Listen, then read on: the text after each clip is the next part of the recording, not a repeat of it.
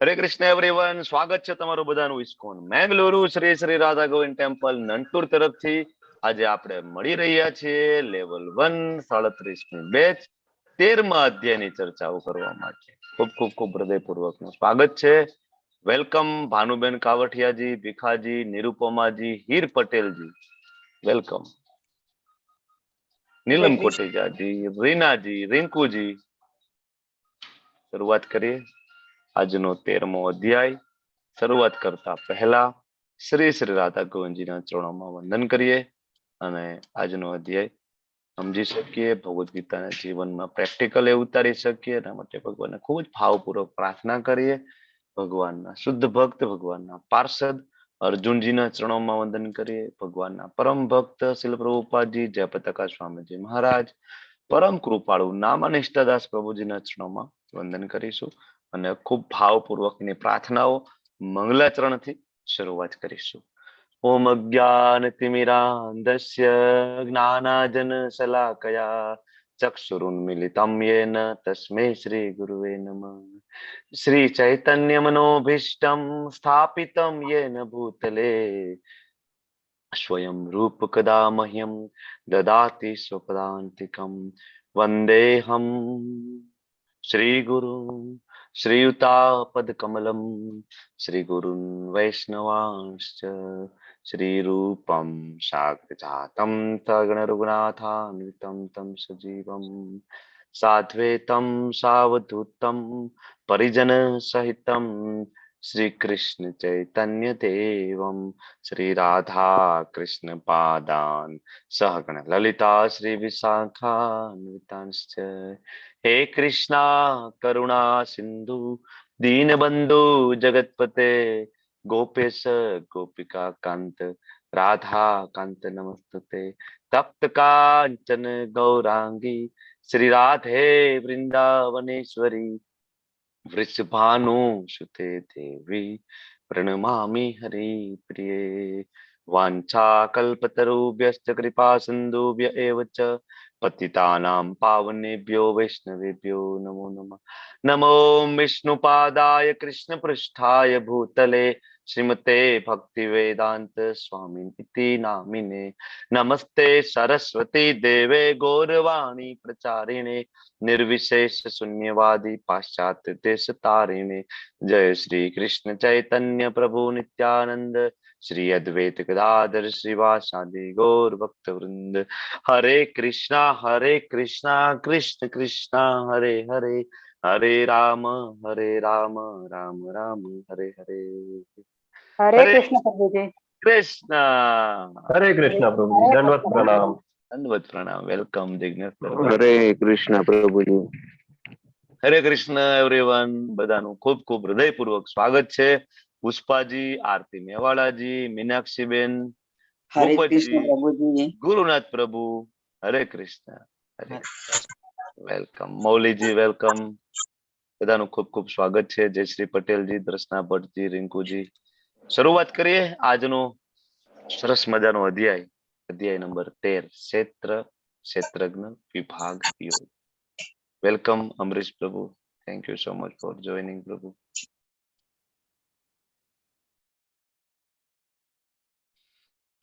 અત્યાર સુધી આપણે 1 થી 12 અધ્યાયની ચર્ચાઓ કરી ચુક્યા છીએ, બરાબર. એમાં 1 થી 6 અધ્યાય જે કર્મયોગ, 7 થી 12 અધ્યાય ભક્તિ યોગ, અને હવે 13 થી આગળના 6 અધ્યાય એટલે કે 13 થી 18, બરાબર. આમ જોઈએ તો 13 થી 17, બરાબર. તો એ બધા જ્ઞાન યોગના છે, કારણ કે 18મો અધ્યાય ઓલમોસ્ટ કન્ક્લુઝન છે, તો જ્ઞાન યોગના છે. હવે ક્યારેક આપણને પ્રશ્ન થાય કે ભાઈ ભક્તિ તો જાણી લીધી, કઈ રીતના કરવાનું છે, તબક્કા પણ ભણી ગયા ગઈકાલે. સૌથી ઉપરની ભક્તિ કઈ છે બોલો? ગઈકાલે ભગવાને આપણને સમજાવ્યું કે સૌથી ઉપરની ભક્તિ કઈ? હરે કૃષ્ણ. અનન્ય ભક્તિ. અનન્ય ભક્તિ, બરાબર. અનન્ય ભક્તિની વ્યાખ્યા શું? બોલો. કૃષ્ણ સિવાય કોઈની નહીં. કૃષ્ણ સિવાય કોઈની નહીં. ઓકે. પછી બીજા નંબરે શું આવે? ભગવાને ગઈકાલે બીજા નંબરે શું મૂક્યું? અનન્ય ભક્તિ ધારો કે ના થાય તો? તો સાધના ભક્તિ. સાધના ભક્તિ. સાધના ભક્તિ. અને સાધના ભક્તિનો મતલબ શું? વૈધિ સાધના ભક્તિ, બરાબર. તો શું અર્થ થાય? વૈધિ સાધના ભક્તિમાં શું કરવાનું હોય? કહેશે કોઈ? આપણે જે પણ કાર્ય કરીએ ને એમાં શ્રી કૃષ્ણને ધ્યાનમાં રાખીને કરવાનું. પ્રિસ્ક્રાઇબ ભક્તિ એટલે શાસ્ત્રોમાં કે આચાર્ય કે સદગુરુ સ્વામી જે કઈ આપણને સૂચના કે આપીને ગયા છે એ પ્રમાણે કરતા રહેવું. જે કઈ નિયમો આપે પાલન કરીને જે કઈ ભક્તિ કરવી એ.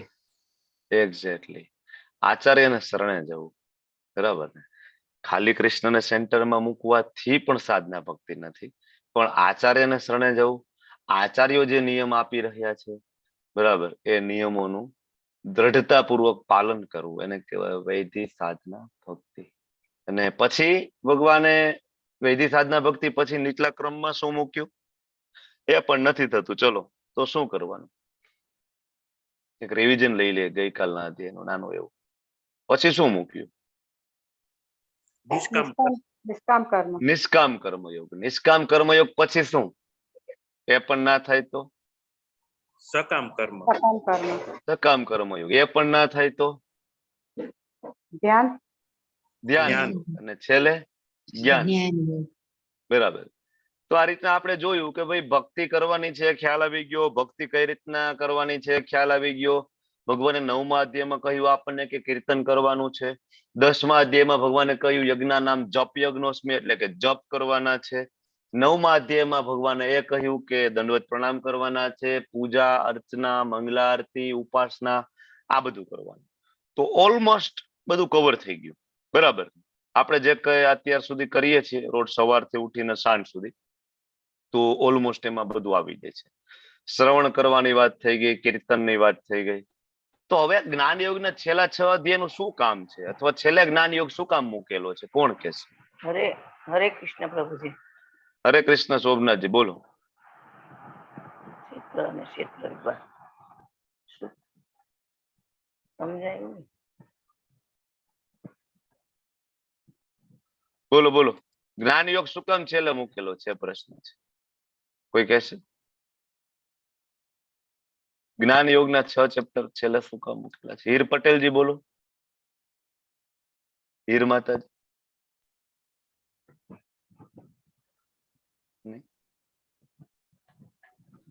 ગુરુનાથ પ્રભુ આપ પ્રકાશ પાડશો?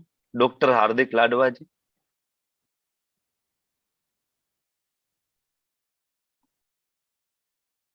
ઓકે.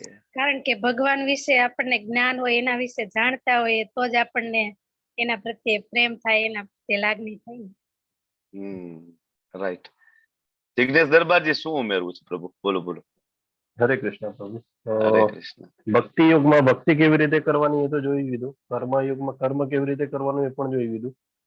પણ એ 3 ગુણોથી બચવાનું કેવી રીતે, એ 3 ગુણોથી બચવા માટે આપણે જ્ઞાનની જરૂર છે. એને બંધાયા વગર આપણે ભક્તિમાં કન્ટિન્યુ રહી શકીએ અને ભગવત પ્રાપ્તિ કરી શકીએ. હરે બોલ. ખૂબ સરસ. જો ભક્તિ વિશે જાણી લીધું, ભક્તિ કરવાની છે જાણી લીધું, ભક્તિ કરવાનું ફળ વિશે જાણી લીધું, પણ કરવાની તો આ શરીર સાથે કે બીજા કઈ? આ શરીર સાથે જ ભક્તિ કરવાની છે. હવે આ શરીર છે ભૌતિક પ્રકૃતિના 3 ગુણો દ્વારા બંધન પામેલું છે, માયા દ્વારા. તો એમાંથી બહાર કઈ રીતના નીકળવાનું, બરાબર? તો એના માટે જ્ઞાનની જરૂર પડશે. આગળ ભગવાને કીધું તો ખરી આપણને 12મા અધ્યાયમાં, તેસામ અહમ સમુદ્રતા મૃત્યુ સંસાર સાગરાત, કે હું તમને ઉપાડીને લઈ જઈશ. પણ ભગવાન કઈ રીતના લઈ જશો? કઈક એની કઈક ટેકનિક હશે કે કઈ વિધિ હશે? એ વિધિ છે જ્ઞાન. જ્ઞાન હોવું જરૂરી છે ને. એટલા માટે આ જ્ઞાન યોગના ચેપ્ટર જે છેલ્લે મૂકેલા, એમાં આપણને આ અધ્યાયની અંદર ખબર પડશે કે જ્ઞાન એટલે શું, જ્ઞેય એટલે શું, ભગવાન કોણ છે, પરમાત્મા એટલે શું છે. આવતીકાલે આપણે માયાદેવી વિશે ભણવાના છીએ. 15મા અધ્યાયમાં આપણું ઓરિજિનલ એડ્રેસ ક્યાં આવેલું છે એના વિશે જાણીશું. પૂર્ણ પુરુષોત્તમ કોણ છે એના વિશે જાણીશું. 16મા અધ્યાયમાં આપણે એ જાણીશું કે દેવી અને આસુરી ગુણો પણ છે. તો આપણામાં કયા છે, દેવી છે કે આસુરી છે? 16મા અધ્યાયમાં જાણીશું. અને 17મા અધ્યાયમાં ઘણું બધું જાણીશું. શ્રદ્ધાત્રય વિભાગ યોગ, એમાં શ્રદ્ધા, યજ્ઞ, દાન, તપ, આ બધાના પ્રકારો અને શું કરવાનું નવસો ખ્યાલ આવશે. અને 18મા અધ્યાયમાં કન્ક્લુઝન.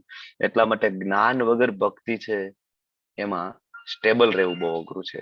હવે આ અધ્યાયનું નામ છે ક્ષેત્રજ્ઞ વિભાગ યોગ. હવે ક્ષેત્રનો એક સાદો અર્થ એવો થાય કે ખેતર, બરાબર. ક્ષેત્રનો એક અર્થ થાય છે ખેતર. હવે એક સામાન્ય પ્રશ્ન છે કે ભાઈ ખેતર હોય, ધારો કે મારું ખેતર છે, તો મારું ખેતર કેવડું છે, એની પરિસ્થિતિ કેવડી છે, એની ઉત્તરમાં, દક્ષિણમાં, પૂર્વમાં, પશ્ચિમમાં કોના કોના ખેતર આવે છે, મારા ખેતરની સાઈઝ કેવડી છે, આની માહિતી જોઈતી હોય તો ક્યાંથી મળે? ક્યાંથી મળશે? શોભનાજી બોલો. ગવર્મેન્ટ ઓફિસ માંથી. બીજા કોઈ પાસે હોય?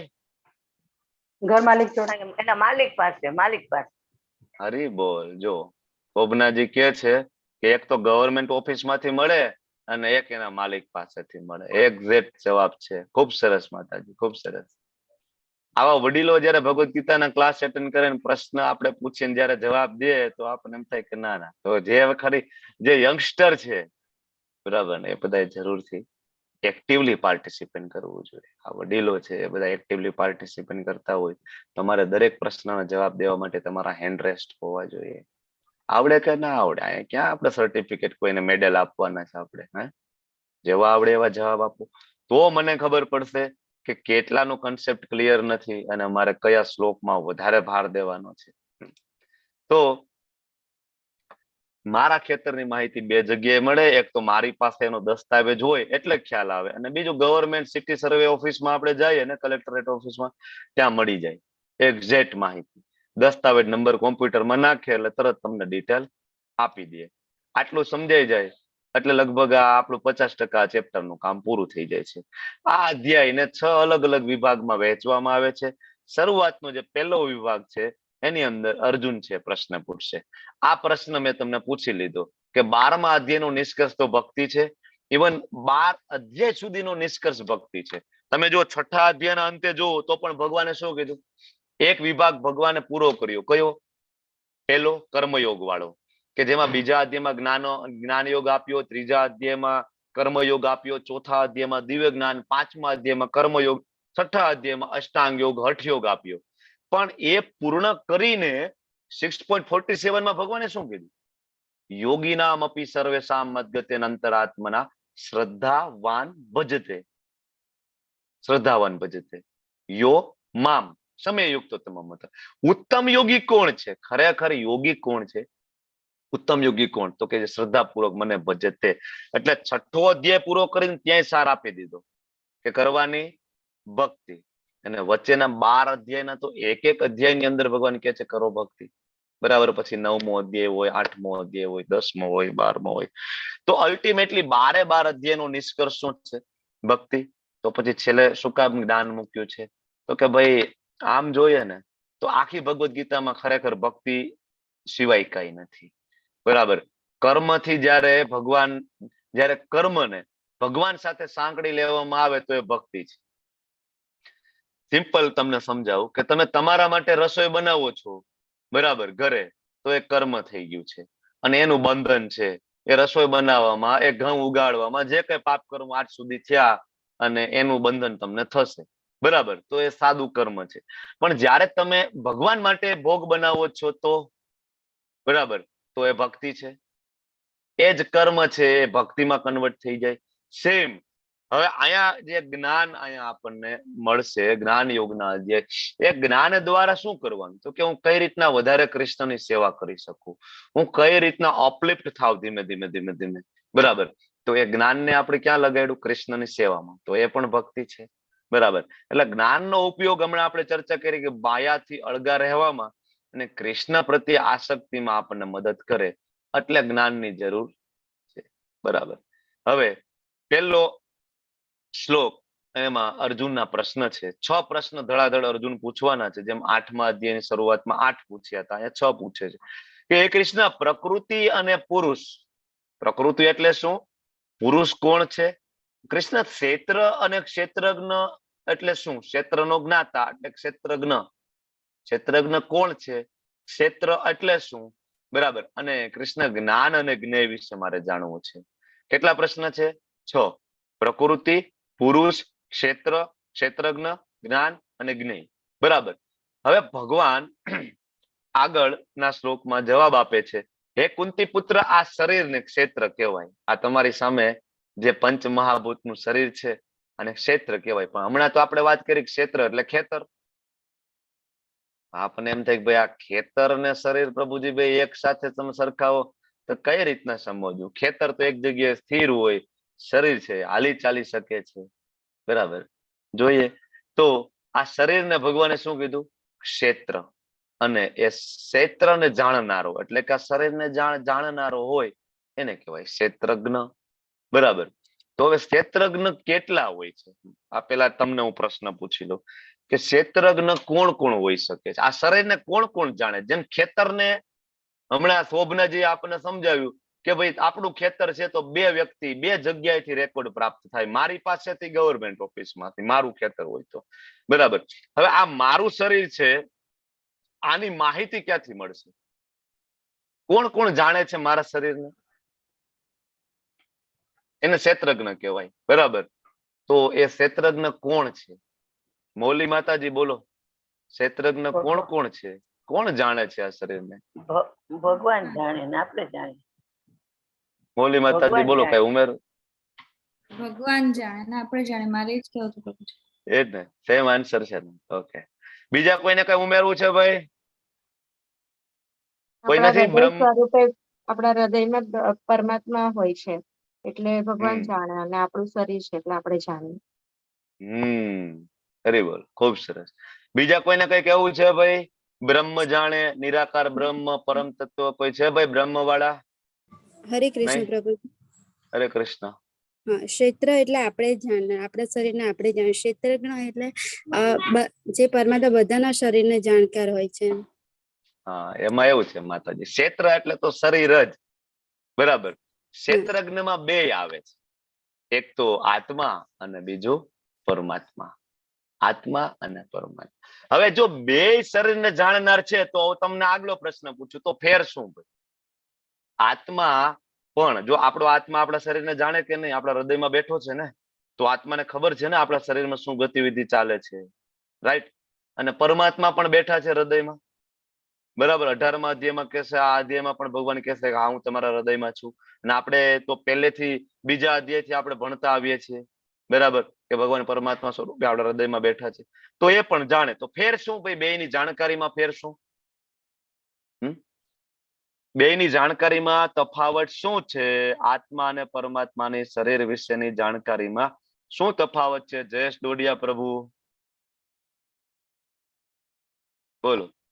નીલમ કોટેચાજી, રીના દેસાણીજી, સેજલજી,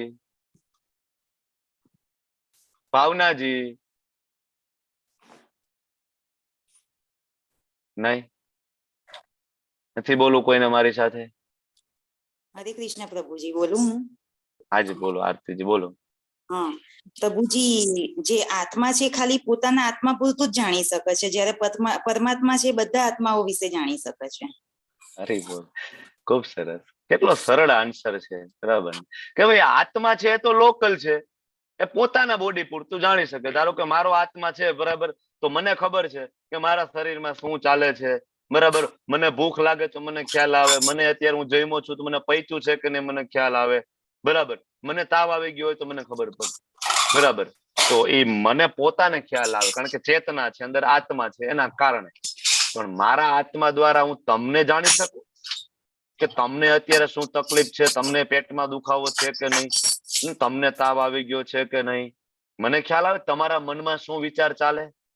મારા આત્માને ખબર છે મારા મનમાં શું વિચાર ચાલે, બરાબર. પણ હું તમારા મનના વિચાર જાણી શકું નહીં. પણ પરમાત્મામાં ફરક એ છે કે દરેકના શરીરમાં એક જ પરમાત્મા છે, એક જ સખો. એવું નહીં કે આના પરમાત્મા જુદા, આના જુદા, આના જુદા. એ તો ભગવાને પોતાનો વિસ્તાર કર્યો છે, બરાબર.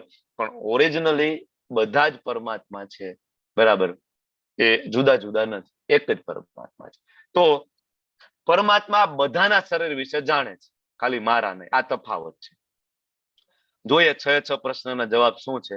તો પહેલો અર્જુનનો પ્રશ્ન જે છે કે ભગવાન પ્રકૃતિ એટલે શું? તો પ્રકૃતિ એટલે ભૌતિક પ્રકૃતિ, બરાબર છે. જે તમારી આજુબાજુમાં જોવો છો ને, નેચર, આપણે કહીએ ને નેચર, ભૌતિક પ્રકૃતિ. પછી પુરુષ, પુરુષ એટલે કે આ પ્રકૃતિને ભોગવનાર કોણ છે? ભગવાન, બરાબર. ભોક્તારમ યજ્ઞ તપસા સર્વલોક મહેશ્વરમ, બરાબર. ભગવાન ઓરિજિનલ ભોક્તા કોણ છે? ભોક્તા એટલે ભોગવનાર ભગવાન. આપણે છીએ નાના છીએ. એટલે આપણી પણ પુરુષની વ્યાખ્યામાં આપણે આવીએ, પણ જયારે પરમ પુરુષની વાત આવે ત્યારે ભગવાન, બરાબર.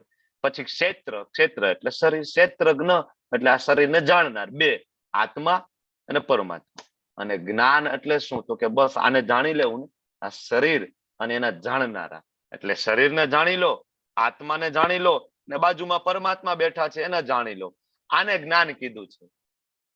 આપણને એમ થાય ખારું જ્ઞાન એટલે તો ડોક્ટર બની જાય ને, એન્જિનિયર બની જાય ને, કલેક્ટર બની જાય, એને જ્ઞાની કહેવાય. આપણને તો આવું છે ને જ્ઞાન. પણ ભગવાન એમ કે છે કે નહીં, જ્ઞાન એટલે શું? તમે પેલા તમારા શરીરને જાણો કે શરીર કયા તત્વોનું બનેલું છે, બરાબર. શું કામ આ શરીર તમને મળેલું છે? શું કામ તમે આયા છો? ક્યાંથી તમે આવ્યા છો? તમે તમારી અંદર બેઠા એ આત્માને જાણો. તમે એ જાણો કે હું શરીર નથી, હું તો આત્મા છું. પછી તમે એ જાણો એના આત્માની બાજુમાં પરમાત્મા છે, અને આત્મા એ હંમેશા પરમાત્માનો દાસ છે, બરાબર. અને જે સંબંધ અનન્ય ભક્તિ દ્વારા ફરીથી ડેવલપ કરી શકાય, આને કહેવાય જ્ઞાન, બરાબર.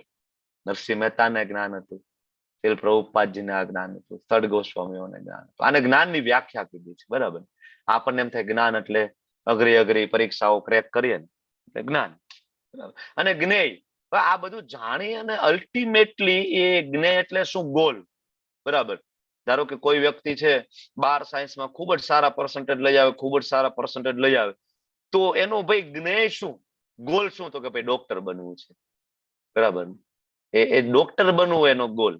તો હવે ગમે એટલા વેદો વાંચી લઈએ, ઉપનિષદો, પુરાણો, આત્મા વિશે જાણી લઈએ, હું શરીર નથી, બરાબર, હું આત્મા છું, આ બધું બરાબર. પણ આ બધું જાણીને ગોલ શું? તો કે ભાઈ પરમાત્મા વિશે જાણવું અને એની ભક્તિમાં લીન થઈ જવું. આને કહેવાય જ્ઞેય. તો આખો અધ્યાય આવી ગયો તમારો આની અંદર. પ્રકૃતિ પુરુષ, ક્ષેત્રજ્ઞ, જ્ઞાનમ અને જ્ઞેય. આ જ પ્રશ્ન અને આ જ જવાબ આગળ વધારે ડિટેલમાં આપેલા છે. આત્મા અને પરમાત્મા બે ક્ષેત્રજ્ઞ છે, તો તફાવત શું છે મેં તમને હમણાં સમજાવ્યું એ પ્રમાણે, બરાબર. તો હવે આગળ ભગવાન કહે છે 3જા શ્લોકમાં, હે ભારત, તારે જાણવું જોઈએ કે હું પણ સર્વ શરીરનો જ્ઞાતા છું. બસ આપણે આ ભૂલી જાય છીએ. આપણે ખાલી એવું માનીએ છીએ કે ના, હું જ બધું જાણું છું અને મને જ બધી ખબર પડે છે, બરાબર. મારાથી વધારે બીજું કોઈ હોશિયાર છે નહીં, આપણે આવું માનીએ છીએ. પણ ભગવાન કહે છે કે તમારે બધાએ જાણી લેવું જોઈએ કે હું સર્વ શરીરનો જ્ઞાતા છું. ક્ષેત્રજ્ઞમ ચાપી મામ વિધિ સર્વ ક્ષેત્રેષુ ભારત. હું ખાલી એક ક્ષેત્રને નહીં, હે ભારત, હે અર્જુન, હું સર્વ ક્ષેત્રને જાણું. મતલબ કૃષ્ણ છે તમારી અંદર બેઠા છે, મારી અંદર છે, તમને જાણે છે, મને જાણે છે, બરાબર. આ તફાવત છે આપણા અને ભગવાનમાં. આ ડિફરન્ટ છે આત્મા અને પરમાત્મામાં, બરાબર. હવે આ હું પણ જ્ઞાતા છું અને આ શરીર તથા તેના જ્ઞાતાને જાણી લેવા જ્ઞાન કીધું છે. હમણાં આપણે ચર્ચા કરી, જ્ઞાન એટલે શું? તો કે બસ આ શરીર અને એના બે જ્ઞાતા. એક છે જ્ઞાતા કેવા છે? તો કે લોકલ, અને એક જ્ઞાતા કેવા છે? યુનિવર્સલ. લોકલ એટલે શું ભાઈ? તો કે પોતાના શરીર પૂરતું જાણે. અને યુનિવર્સલ એટલે શું? તો કે બધાના શરીર પૂરતું જાણે. થોડુંક અઘરું લાગે છે ને ચેપ્ટર, બીજા બધા અધ્યાય કરતા કઈક થોડાક ટર્મિનોલોજી ને થોડુંક એવું લાગે ને. એકચ્યુઅલી આ ચેપ્ટર જેવું છે. 13મું જે છે થોડુંક ટેકનિકલ ચેપ્ટર છે, અને હજી તો આપણે આ શ્લોક લઈએ ને આખો ભાવાર્થે નથી લેતા, બને ત્યાં સુધી ઉદાહરણો લઈને આપણે સમજાવીએ છીએ. બાકી જયારે તમે એનું તાત્પર્ય વાંચશો, બધા શ્લોક કવર કરશો એટલે સમજાશે નહીં પહેલી વારમાં, બીજી વારમાં, ત્રીજી વારમાં, બરાબર. વારંવાર ક્લાસ એટેન્ડ કરશો, લેવલ 2માં આવશો, અને જયારે આપણે બધા શ્લોક એકી સાથે કવર કરશું ત્યારે તમને થોડુંક સમજાશે. થોડુંક, એવું નહીં કે બધું જ સમજાઈ જશે એક જ વખતમાં, કારણ કે આ ચેપ્ટર છે બહુ ટ્રિકી છે એટલા માટે. તો ભગવાને એ કીધું, આગળ ભગવાને વ્યાખ્યા આપી ક્ષેત્ર, ક્ષેત્રજ્ઞ, અને હવે ભગવાન આ જ્ઞાનની વ્યાખ્યા આપી દીધી અર્જુનને, બરાબર. કે ભાઈ જ્ઞાન એટલે શું? તો કે ભાઈ એને જાણી લેવા એટલે જ્ઞાન છે.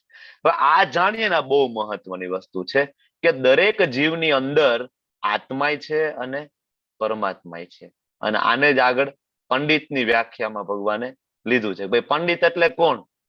બરાબર. સુની ચેવ સોપાકે ચ, બરાબર. એ જે શ્લોક છે એમાં ભગવાને કીધું છે કે બધા સમદ્રષ્ટિ, પછી બ્રાહ્મણ હોય, ચાંડાલ હોય, કૂતરો હોય, હાથી હોય, ગાય હોય, બધાની અંદર એ જોવે છે શું?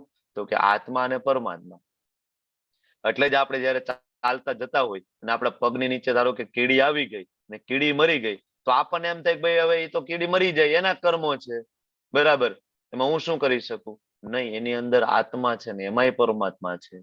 તમારા ભૂલના કારણે કોઈ પણ જીવ છે મૃત્યુ પામે છે, તો એ જીવને ફરીથી એ યોનિમાં જન્મ લેવો પડે, એટલે એ પાછળ ધકેલાઈ જાય.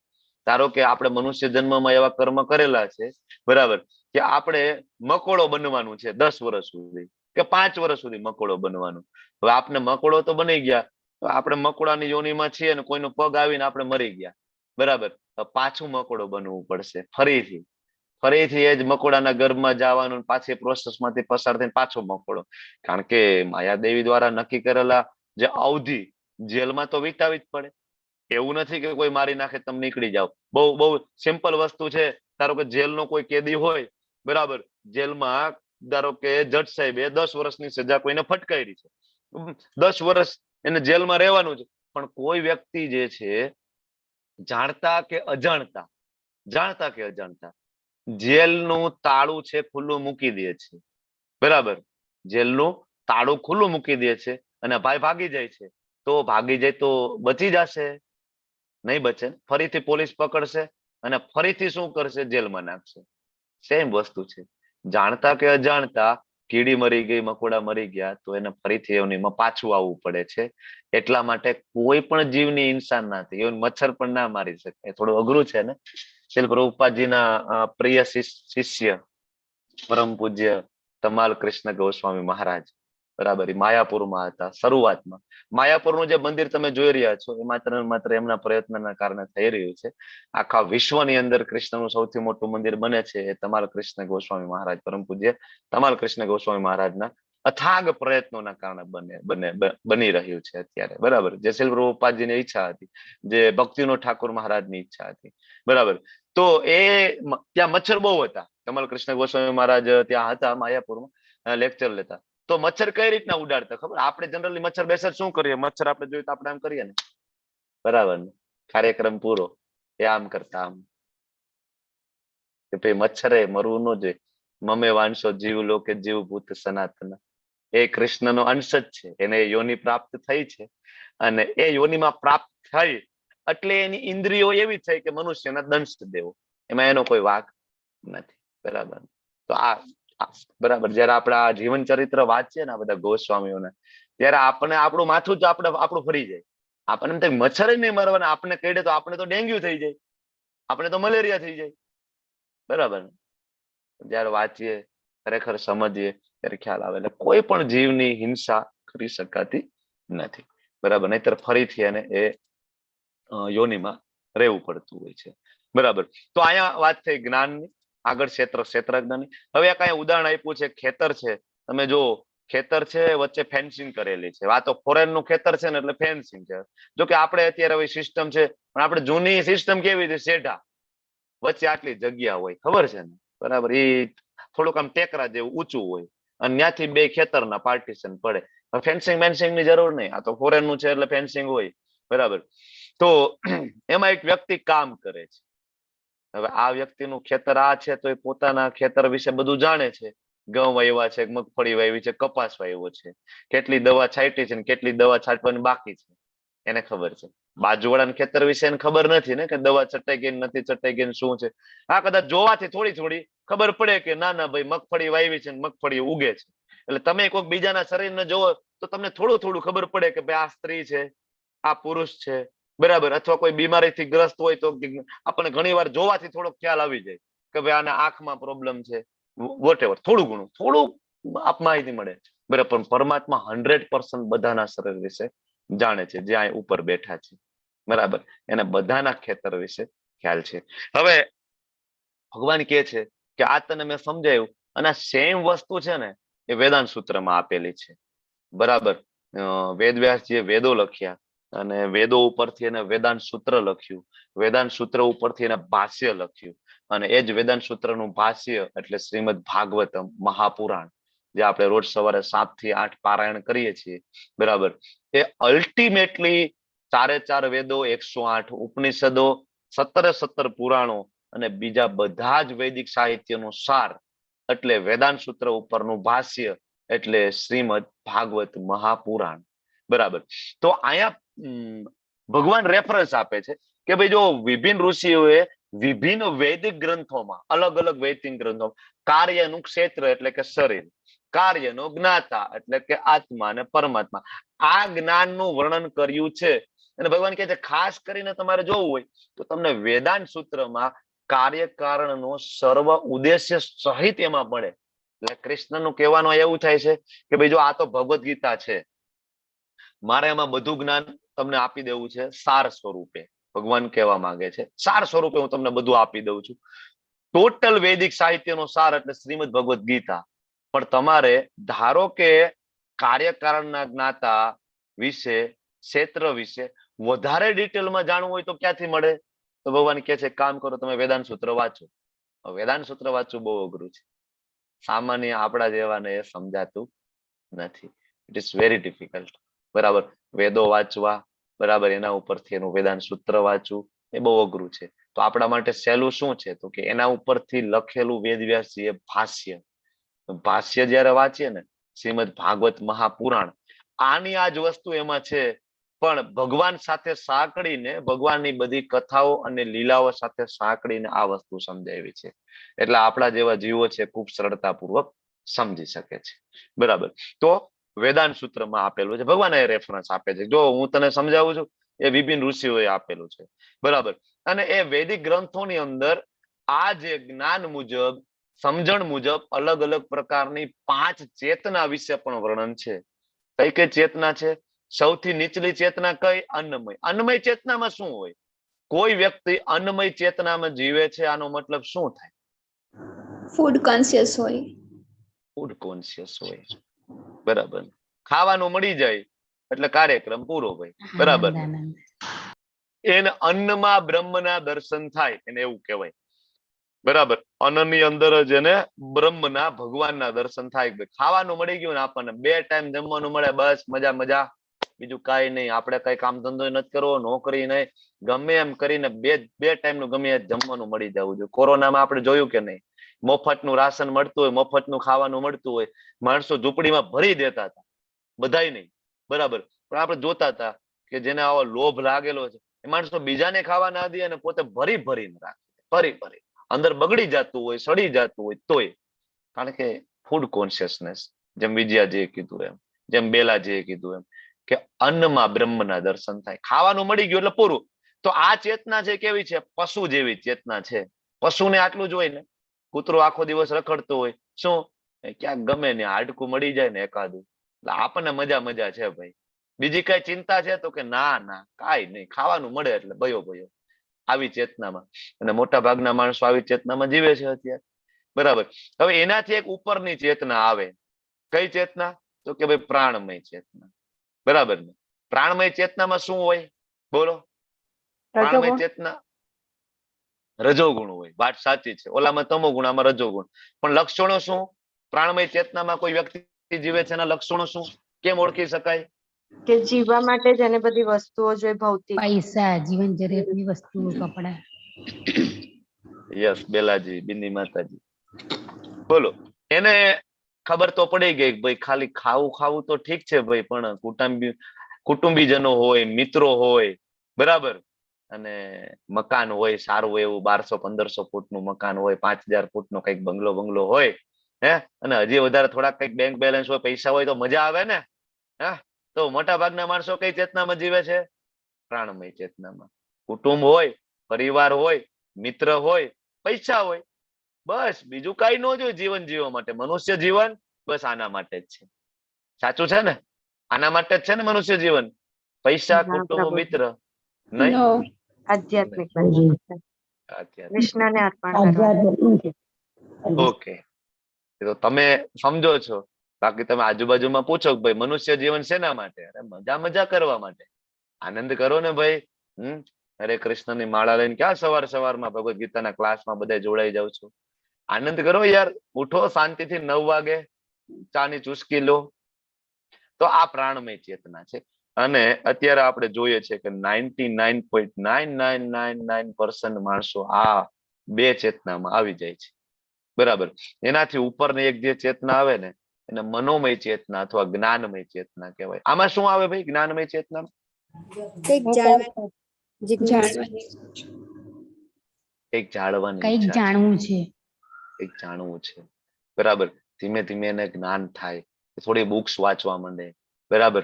અને એને ખ્યાલ આવે કે સાલું આ પૈસા મિત્ર ઘર બરાબર એ તો બધું બરાબર છે, પણ હું ખરેખર છું કોણ આ પ્રશ્ન થવા માંડે. એને જ્ઞાનમય ચેતનામાં આવે ને એટલે પ્રશ્ન થવા માંડે પહેલો કે સાલું હું કોણ છું? હું આ શરીર છું કે પછી હું કઈ બીજું કઈ આત્મા કે આવું કઈ છે કે શું? આવા પ્રશ્ન જયારે મનમાં ફરવા માંડે ને એટલે સમજવાનું કે આ વ્યક્તિ છે ધીમે ધીમે અપલિફ્ટ થયા છે અને જ્ઞાનમય ચેતનામાં આવ્યા છે. એનાથી ઉપરની ચેતના છે વિજ્ઞાનમય ચેતના. વિજ્ઞાનમય ચેતનામાં કોઈ વ્યક્તિ હોય, બરાબર, એટલે શું લક્ષણ છે એના? બોલો. વિજ્ઞાનમય ચેતનામાં નહીં, કોઈ નહીં? સારું, હું જ જવાબ આપી દઉં. ચલો, તો જ્ઞાનમય ચેતનામાં હા બોલો બોલો, શું કહો છો? સંબંધ શું છે? સંબંધ શું છે? બરાબર, એ છેલ્લે. પણ હજી અહીંયા એ પ્રશ્ન વિજ્ઞાનમય ચેતનામાં છે ને, એ પ્રશ્ન થાય કે ભાઈ હું શરીર નથી, હું તો આત્મા છું અને આ આત્મા સાથે પરમાત્મા પણ છે. બરાબર. આત્મા સિવાય પરમાત્મા પણ છે ને પરમાત્મા વિશેનું જ્ઞાન કલેક્ટ કરવા માંડે ત્યારે સમજવાનું કે આ વિજ્ઞાનમય ચેતનામાં વ્યક્તિ આવી રહ્યો છે. અને જ્યારે એ વિજ્ઞાનમય ચેતનામાંથી આગળ જાય એટલે એ શોધે શું? તો કોઈ મારો એની સાથે સંબંધ શું છે? પુષ્પા જે કીધું એ પ્રમાણે સંબંધ શું છે? અને સંબંધ શોધતા શોધતા એને ખબર પડે કે ના ના, સંબંધ તો અનન્ય ભક્તિ છે મારો અને કૃષ્ણનો. કૃષ્ણ પરમાત્મા છે, હું આત્મા છું, એ મારા અંશી છે, હું એનો અંશ છું. અને આની જયારે ખબર પડે ને ત્યારે એ આનંદમય ચેતનામાં આવી જાય. બરાબર. સૌથી ઉપરની જે ચેતના છે આનંદમય ચેતના, અને એક વખત આ ચેતનામાં વ્યક્તિ હોય એટલે બાકીનું પાછળનું બધું ભૂલાઈ જાય. પછી એને કોઈ પણ પ્રકારની કઈ લેવા દેવા હોતી નથી. એ ટોટલ આસક્તિ રહિત. એવું નથી કે છોડીને બાવા થઈ જાય છે, પણ લાઈક નરસિંહ મહેતાની જેમ સંસારમાં છે પણ સંસારમાં નથી. બરાબર. બ્રહ્મણાધાય કર્માણી. બરાબર. ભગવાને જેમ આગળ કીધું છે આપણને ત્રીજા અધ્યાયની અંદર કે જેમ કમળ પુષ્પ છે કાદવમાં હોવા છતાં કાદવથી લેપાતું નથી. બરાબર. સેમ એવી રીતના જ્યારે કોઈ વ્યક્તિ આનંદમય ચેતનામાં હોય ત્યારે આ સંસારમાં હોવા છતાં પણ સંસારના કાદવ કીચડ એટલે કે પાપ કર્મ અને પુણ્ય કર્મથી બંધન પામતો નથી ને ભગવત પ્રાપ્તિ કરે છે. આ આનંદમય ચેતના છે. તો આ જે જાણીએ આપણે તો અલગ અલગ ચેતનાઓની આપને ખ્યાલ આવી. પણ આ ચેતના ક્યાં? તો કે શરીરમાં. તો કે શરીર વિશે થોડું જ્ઞાન પ્રાપ્ત કરી લઈએ. બરાબર. તો ભગવાન હવે તમને ને મને લેબોરેટરીમાં લઈ જાય છે, ડિસેક્શન રૂમમાં લઈ જાય છે. તમને ખ્યાલ હશે ડોક્ટરનું ભણતા હોય ને એને ડિસેક્શન અથવા ડાયસેક્શન. બરાબર. ઘણા ડાયસેક્શન કે ઘણા બધા ડિસેક્શન કે. તો ડાયસેક્શન એટલે શું? તો કે ભાઈ એક મોટો બધો રૂમ હોય, એમાં બધો મોટો બધો ટાંકો હોય, ફોર્મેલિન નામનું લિક્વિડ ભરેલું હોય અને એમાં ડેડ બોડી તરતી હોય, મરી ગયેલા માણસની બોડી તરતી હોય. બરાબર. બધા ડોક્ટરો જાય, જે ડોક્ટરનો ભણતા હોય એ ડોક્ટરો જાય, હાથમાં ગ્લોવ્સ પહેરે અને બોડીને બહાર કાઢે ટાંકામાંથી, અને મોટું બધું ટેબલ હોય એમાં બોડીને સુવડાવે. બરાબર. પછી એના ટીચર આવે એનાટોમી ભણાવવા માટે અને એમ કે બોલો અહીંથી ચેકો મૂકો. બરાબર. અહીંયા આ સ્નાયુ છે, અહીંયા આ લોહીની નસ છે, અહીંયા આ હાડકું કહેવાય, આને આ મસલ કહેવાય. આને શું કહેવાય? ડાયસેક્શન. શરીર વિશે જાણવું. બરાબર. ડોક્ટરો આ રીતના બને. તમને ખ્યાલ છે? ડોક્ટરોને આ રીતના ભણાવવામાં આવે. ડેડ બોડી હોય બધી મેડિકલ કોલેજોમાં 4, 5, 4, 5, 10 બોડીઓ એમને પડેલી હોય. તમે ગમે ત્યારે જાઓ બોડી હોય જ કોલેજોની અંદર તરતી હોય. ત્યાં મોટા મોટા ટાંકાઓ હોય, ફોર્મેલિન ભરેલું, એમાં બધી બોડીઓ તરતી કાઢી લેવા. બરાબર. થોડું ઘણું કટિંગ, એક દિવસ પગનું કામ કર્યું, પગને વિખીને ચૂથી નાખો, મૂકી દો પાછી ડેડ બોડી અંદર. બીજે દિવસે બીજા પગ, ત્રીજે દિવસે હાથ. આમ કરતા કરતા 6 મહિના સુધી એક બોડી ઉપર કામ ચાલે. ત્યારે ડોક્ટરને ખબર પડે કે ક્યાં શું આવેલું છે. બરાબર. સેમ ભગવાન આપણને બધાને ડાયસેક્શન રૂમમાં લઈ જાય છે અને તમને ને મને કહે છે કે આ શરીર છે ને 24 તત્વોનું બનેલું છે. કેટલા તત્વો? 24. શરૂઆત કરીએ તો પેલા 5 મહાભૂતમાંથી આ શરીર બને. કેટલા? કયા કયા છે ભાઈ? 5 મહાભૂત કયા? સેજલબેન બોલો ને, 5 મહાભૂત કયા? હરે કૃષ્ણ. ભાવનાજી તમે કહેશો? મંજુલાબેન મેવાડાજી બોલો, 5 મહાભૂત કયા? પંચ મહાભૂત? નહીં, સરળ જવાબ છે. હરે કૃષ્ણ પ્રભુજી. હરે કૃષ્ણ. હરે કૃષ્ણ બોલો, ચલો કોઈ પણ અગ્નિ, બોલો. જળ, વાયુ, પૃથ્વી, આકાશ. ઓકે, બોલો. આવી ગયા બધા કે કઈ રહી ગયું? પાછા પાછા આવી ગયા ને? આવી ગયા ને? પૃથ્વી, જળ, અગ્નિ, વાયુ અને આકાશ, પંચ મહાભૂત. આ શરીરમાં 5 ભૂત છે. કેટલા છે? 5 ભૂત છે. તમારા અને મારા બધા શરીરમાં 5 ભૂત હંમેશા રહે છે, જન્મથી લઈને મૃત્યુ સુધી. અને કોઈ પણ બાબા છે એ ઝાડ ફૂસ કરીને, દાણા જોઈને, બરાબર, કે ડાકલા વગાડીને 5 માંથી એકેય ભૂતને કાઢી શકતા નથી. જયારે અગ્નિ સંસ્કાર થાય ત્યારે આ 5 ભૂત છે એ જ્યાં હતા ત્યાં પાછા જતા રહીએ. બાકી 5 ભૂતનું મિલન એટલે આપણું શરીર, પંચ મહાભૂત. પછી એક મિથ્યા અહંકાર આપણે લઈને આવ્યા છે. આપણો એક ઇનબિલ્ટ સોફ્ટવેર છે મિથ્યા અહંકાર. મિથ્યા અહંકાર એટલે શું? તો કે ભાઈ હું ડોક્ટર છું, હું ખૂબ ધનવાન છું, હું બહુ બુદ્ધિશાળી છું. આને કહેવાય મિથ્યા અહંકાર. પણ બીજો એક સાચો અહંકાર પણ છે, બરાબર. એ ક્યારે આવે? જયારે ભગવદ્ ગીતા વાંચીએ, ભાગવતમ વાંચીએ ત્યારે ખબર પડે કે હું ડોક્ટર તો છું, પણ એ તો આ શરીરનું ક્વોલિફિકેશન છે, મારું નહીં. હું તો આત્મા છું, અને મારું ક્વોલિફિકેશન શું? તો કે હું કૃષ્ણનો દાસ છું. હું તો કૃષ્ણના દાસનો પણ દાસ છું, અને હું તો સેવક છું, અને હું તો અંશ છું. આ કહેવાય સાચો અહંકાર. આપણે બધા શેમાં જીવીએ છીએ? મિથ્યા અહંકારમાં, બરાબર. કે હું આ શરીર છું, હું પતિ છું, હું તારો પતિ છું, તારે હું જેમ કહું એમ તારે કરવું પડશે, બરાબર. કા તો કે હું પતિ છું. અરે પણ આ બધાના એક પતિ છે, અને એનું નામ કૃષ્ણ છે. બધાના એક પતિ છે, અહીં કોઈ પતિ નથી, બરાબર. આમને પતિ પતિ કરતા પતિ ગયા આપણે. અહીં કોઈ પતિ નથી, પતિ એક જ છે, એનું નામ છે સ્વામી કૃષ્ણ, બરાબર. તો મિથ્યા અહંકાર. પછી એક બુદ્ધિ છે આપણા બધાની અંદર, સારા સારનો વિવેક કરવા માટે. એના પછી એક અવ્યક્ત તત્વ. જ્યારે આ સૃષ્ટિનું સર્જન થાય ત્યારે જે 3 ગુણો છે એ અવ્યક્ત અવસ્થામાં હોય. આ હંમેશા સમજવું અઘરું જ પડે દર વખતે, પણ જેમ જેમ લેવલ 1 કરતા જાય ત્યારે આ વસ્તુ સમજાય. અવ્યક્ત, મહત્તત્વ, પ્રધાન, આવા બધા ઘણા શબ્દ આવશે લેવલ 2 માં. ધીમે ધીમે ધીમે તમે સમજી શકશો.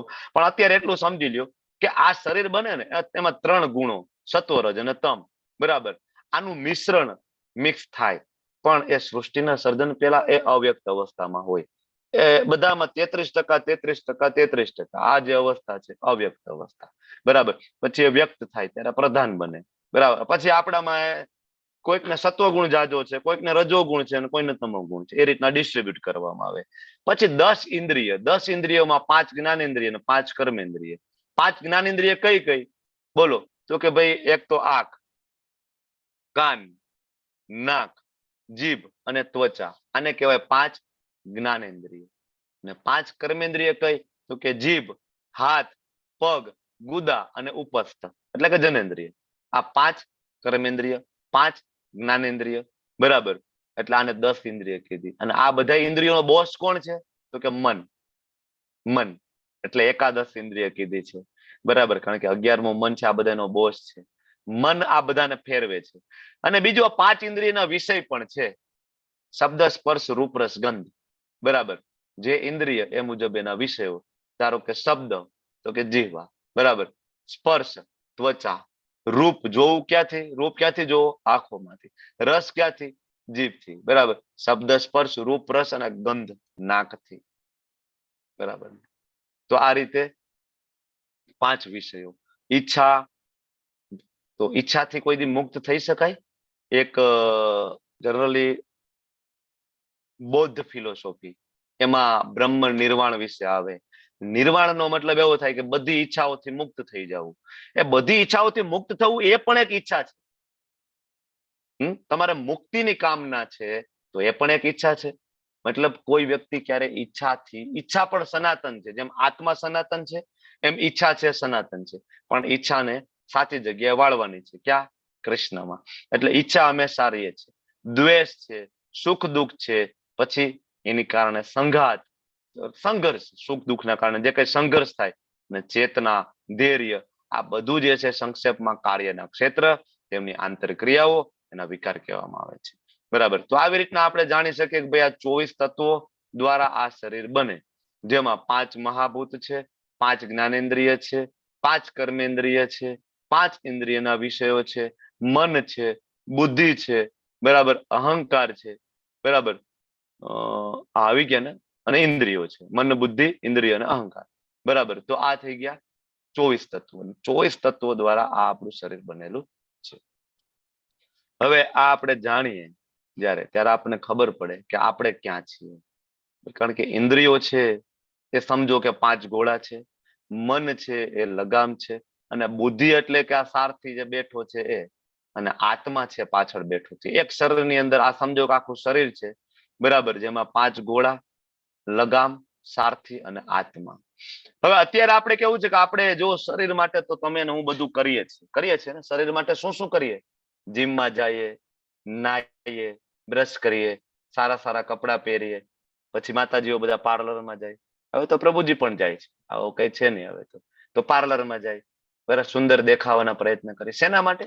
શરીર માટે. હવે આત્મામાં તો કઈ પાર્લરમાં કઈ એવું તો છે નહીં, આત્માનો આઈબ્રો કરવાનું એવું કઈ છે નહીં. જે કઈ થાય શરીરના જ થાય ને, બરાબર. તો શરીર માટે. પછી મન માટે આપણે શું કરીએ ભાઈ? મન માટે મૂવી જોવા જાય ને, ટીવી જોઈએ, ગેમ રમીએ, પછી કિટી પાર્ટી કરીએ, હા, પછી પંચાયત કરીએ, કોટલા પરિષદ કરીએ, બધા ભેગા થઈને. આ બધું મન માટે. પણ આત્મા માટે શું કરીએ? આજ સુધી તમે શું આત્મા માટે કઈ કર્યું છે? આત્મા માટે કઈ આપણે કર્યું આજ સુધી? આત્માનો ખોરાક શું છે? અને આત્મા માટે શું કર્યું? આપણે આગળમાં આના માટે કરીએ છીએ, અહીંયા કરીએ છીએ, અહીંયા કરીએ છીએ, પણ એક આની અંદર આત્મા બેઠો છે, એના માટે શું કરીએ છીએ? કઈ નહીં, આજ સુધી કઈ કર્યું નથી. અને જયારે આવી વાત કરીએ ને તો આપણે કોઈ વેદિયા કહે, હું આત્માની વાત કરો છો? આત્મા જેવી કઈ વસ્તુ જ નથી. બરાબર, મજા કરો ને ભાઈ. પણ એને કોણ સમજાવે કે ભગવદ ગીતામાં બહુ ક્લિયરલી છે, બરાબર, જાતસ્ય ધ્રુવ મૃત્યુ, ધ્રુવમ જન્મ મૃત્યુ છે. આપણને છે ને આપણા શાસ્ત્રોમાં વિશ્વાસ નથી. હમણાં ગઈકાલે એક હું મેસેજ જોતો હતો. તમને બધાને ખબર છે ગુજરાત ઉપર વાવાઝોડાનું સંકટ હતું. હવે તો ટળી ગયું. રાજસ્થાન બાજુ અત્યારે વાવાઝોડું ગયું. દ્વારકાથી શરૂઆત થઈ અને વાવાઝોડું. હવે આપણને નાસા કેટલી બધી, નાસા દ્વારા અને બીજા બધા ઉપગ્રહો દ્વારા કેટલી બધી આપણને માહિતી મળે. પણ તમે જો પંચાંગ ઉઠાવીને જોયું હોય ને, તો પંચાંગની અંદર સેમ ડેટ ઉપર લખેલું છે કે વાવાઝોડાનું સંકટ ગુજરાત ઉપર આ જગ્યા ઉપર પ્રગટ થવાનું છે. તમે પંચાંગ ખોલીને જોઈ લેજો. નાસા વાળા તો વાવાઝોડું ક્રિએટ થયું ત્યારે સમુદ્રમાં પછી માહિતી આપી છે, પણ આ તો પંચાંગમાં ઓલરેડી લખેલું છે, બરાબર, કે આવું પ્રેશર ક્રિએટ થશે, અહીંયા અતિ ભારે અતિ વરસાદની શંકાઓ છે અને વાવાઝોડાનું સંકટ છે. બહુ ક્લિયર. મેં ગઈકાલે મેસેજ આખો પંચાંગનું એક પેજ મને મોકલું હતું કોઈકે, અને હું વાંચતો હતો અને એની નીચે અંડરલાઈન કરી હતી કે પંચાંગમાં ઓલરેડી આપેલું હતું કે આ દિવસે આ જગ્યાએ વાવાઝોડું આવશે. તો આ આપણા શાસ્ત્ર છે. મારું કહેવાનો મતલબ શું છે કે આપણને આપણા શાસ્ત્રમાં શ્રદ્ધા નથી, બરાબર. હવે જે લાખો ને અબજો રૂપિયાના ખર્ચે નાસા જે માહિતી આપે એ આપણું 5 રૂપિયાનું પંચાંગ માહિતી આપી દે. આજે તમે જો સૂર્યગ્રહણ, ચંદ્રગ્રહણ વિશે તમે પંચાંગ ખોલીને જોઈ લો, તમને એડવાન્સમાં કહી દેશે ક્યારે સૂર્યગ્રહણ થવાનું છે, એનો ટાઈમ શું ને સમય શું બધું કહી દેશે, બરાબર. ને જયારે નાસા કેટલાય બધા સેટેલાઇટો મૂકીને આપણને કે ભાઈ આપણું શાસ્ત્ર છે, આપણો જે વારસો છે ને બહુ મહામૂલો વારસો છે, પણ આપણને એમાં શ્રદ્ધા નથી, આટલા માટે પ્રોબ્લેમ છે, બરાબર. એટલે બધા એમ કે છે મજા કરો, મજા કરો. મજા નહીં. જાતસ્ય હિ ધ્રુવ મૃત્યુ, ધ્રુવમ જન્મ મૃત્યુશ્ચ ચ. જેનું મૃત્યુ છે એનો જન્મ કન્ફર્મ છે, મતલબ પુનર્જન્મ કન્ફર્મ. આત્મા માટે કઈ નહીં કરો ને તો ફસાઈ જઈશું. અત્યારે આપણે જે કઈ કરીએ ને એ ઇન્દ્રિય અને મન અને બુદ્ધિ સુધીની વાત અત્યારે ચર્ચા ચાલે, બરાબર. ઇન્દ્રિયોને મજા કરવી છે ને, જીભને મીઠું મીઠું ખાવું છે કે નહીં, આંખને ન જોવાનું બધું જોવું છે ને, કાનને ન સાંભળવાનું બધું સાંભળવું છે, બરાબર. તો આ ઇન્દ્રિયો, અને એ ઇન્દ્રિયોની તુષ્ટિ કરવા માટે મનમાં બધા વિચારો ઉત્પન્ન થાય. મન, બરાબર. મનને અડધી રાત્રે પણ ખાવું હોય, મન અડધી રાત્રે પણ વિચાર કરે પાણીપુરી ખાવા જ આવી છે, ઈચ્છા થાય ને, ઘણા થાય. અને ઘણા જાય છે, હવે તો એ હોટલે ખુલી ગઈ, તમને રાત્રે 3 વાગે જમવાનું આપે, બોલો. બરાબર. ઈચ્છા કોણ કરે? મન. અને બુદ્ધિ શું કરે? વ્યવસ્થા કરે. બુદ્ધિ એમ કે હા હા હા રાત્રે 3 વાગે પાણીપુરી ખાવી છે ને, હાલ હું તને સરનામું આપું, હું તને લઈ જાઉં છું. આ કોણ કરે? બુદ્ધિ. શું કામ ભાઈ બુદ્ધિ આવી વ્યવસ્થા કરી? તો કે ભાઈ એનો આત્મા સાથેનું કોઈ કનેક્શન રહ્યું નથી, તમે આત્માને પ્રબળ બનાવ્યો નથી, એટલે આગળ જે બેઠા છે ને એનું મન ફાવે એવું વર્તન કરે છે. ધારો કે કોઈ એક માલિક છે, એની પાસે સરસ મજાની મર્સિડીઝ ગાડી છે, બરાબર, ડ્રાઈવરને આપી દીધી, ડ્રાઈવર ગાડી ચલાવે છે, બરાબર, ડ્રાઈવર એ કાર ચલાવે છે, પણ ડ્રાઈવર છે ને એ કેવો છે? ઉદ્દંડ છે, એના માલિકનું કઈ માનતો નથી, ને માલિક એટલો બળવાન છે જ નહીં, બરાબર, એટલે બિચારો માલિક આમ પાછળ બેઠો છે, ડ્રાઈવરને જેમ અકાલ્યું એમ અકાલે, ખાડામાં અકાલે, ખબડામાં અકાલે, જેમ ફાવે એમ. ડીઝલ એમાં જે કઈ એન્જિનમાં ઓઇલ બદલાવવું હોય તો એ કાંઈ નહીં, જેમ કરવું એમ કરું, હું કોઈનું માનવા તૈયાર નથી, ડ્રાઈવર. તો આનું ફળ કોને ભોગવવું પડશે? ડ્રાઈવર તો જેમ ફાવે એમ ગાડી ચલાવે છે, ગાડી છે કોની? અને ગાડીમાં અલ્ટિમેટલી સવાર કોણ છે? તો કે પાછળ માલિક બેઠા છે, બરાબર. તો હવે કઈ ફાઇન ભરવાનું થશે, બરાબર, ડ્રાઈવર સિગ્નલ તોડીને ભાગશે, ફાઇન ભરવાનું થશે તો ફાઇન કોણ ભરશે?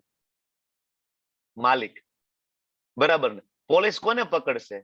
માલિકને, બરાબર, ડ્રાઈવરને નહીં પકડે, માલિકને પકડશે.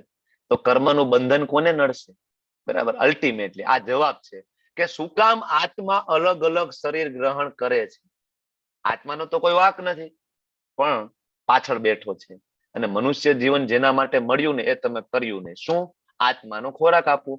જો માલિક પ્રબળ હોત તો પાછળ બેઠો બેઠો કહી દેત ને, ઓ ભાઈ, ઓ ડ્રાઈવર, બરાબર ચલાવજે, પાછળ બેઠો છું, મારું બધું ધ્યાન છે, બરાબર, કોઈ સિગ્નલ તોડતો નહીં, પરફેક્ટ ગાડી ચાલવી જોઈએ, બાકી ગાડી મૂકીશ, બરાબર. ક્યારે કહી શકે?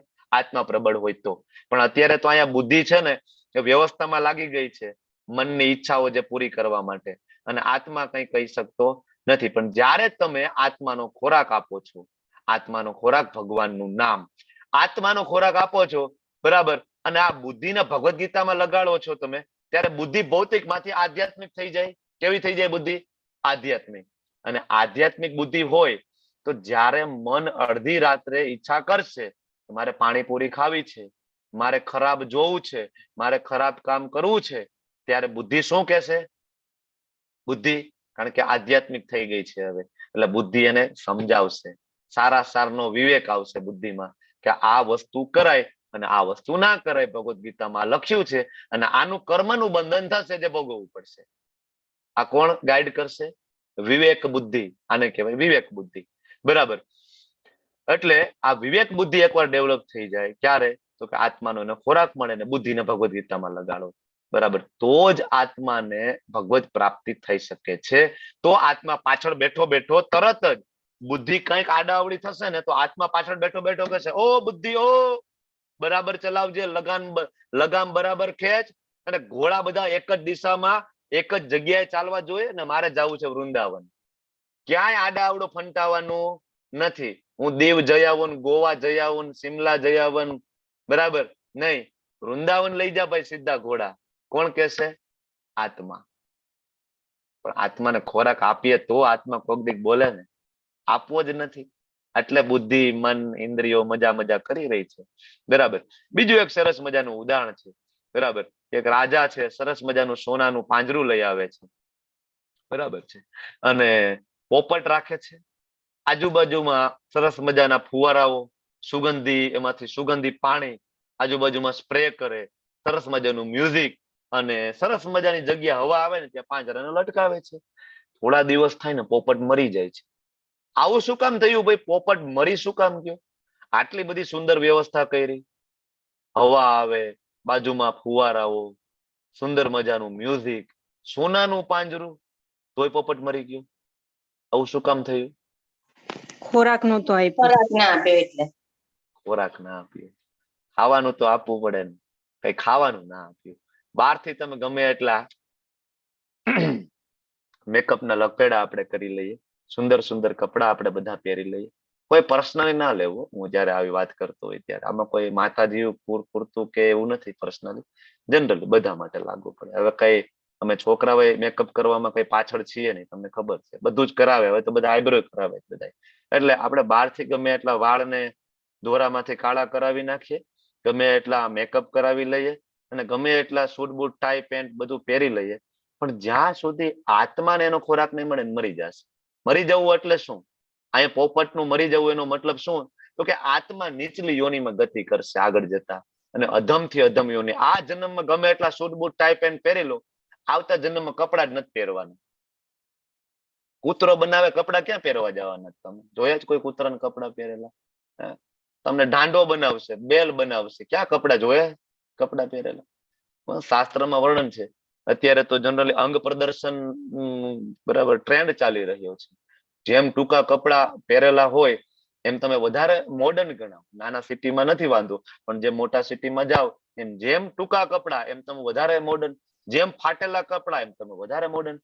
શાસ્ત્રમાં આવું કરેલું હતું. કોને કરેલું ખબર તમને? કપડા પહેરવા નહોતા ગમતા. અને કોને? શૂરપંખા નહીં, પણ કુબેરના બે પુત્રો હતા, નલકુંવર ને મણિગ્રીવ. બરાબર. સ્વિમિંગ પુલમાં સ્નાન કરતા હતા. બરાબર. કેટલી બધી અપ્સરાઓ સાથે, નિર્વસ્ત્ર. બરાબર. નારદજી ત્યાંથી નીકળે છે અને નારદજી જોવે છે અને બિલકુલ શરમ નથી, અંગ પ્રદર્શન કરી રહ્યા છે. ઇવન ઓલી અપ્સરાઓને શરમ આવે છે, પણ આ બે ને કોઈ શરમ નહીં. ત્યારે નારદજી એને શ્રાપ આપે છે. બહુ શોખ છે નિર્વસ્ત્ર ફરવાનો, બહુ શોખ છે અંગ પ્રદર્શન કરવાનો, જાઓ તમે વૃક્ષ બની જાઓ. બરાબર ને? ત્યારે અર્જુન નામનું વૃક્ષ એને બનાવે ભગવાનના આંગણામાં. એ તો નારદજી હતા એટલે કૃપા થઈ ગઈ ભગવાનના આંગણામાં. આપણા ઉપર એવી કૃપા નહીં થાય. આપણે તો ક્યાંય એમેઝોનના જંગલમાં પડાઈશું અને હજારો વર્ષ સુધી ત્યાં રહીશું. કારણ કે વૃક્ષનું આયુષ્ય કેટલું હોય તમને ખબર છે ને?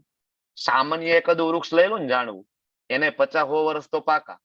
તમે આજુબાજુ નજર ફેરવી લો, 50-100 વર્ષ તો કોઈ પણ વૃક્ષનું આયુષ્ય પાકું, આ મિનિમમ.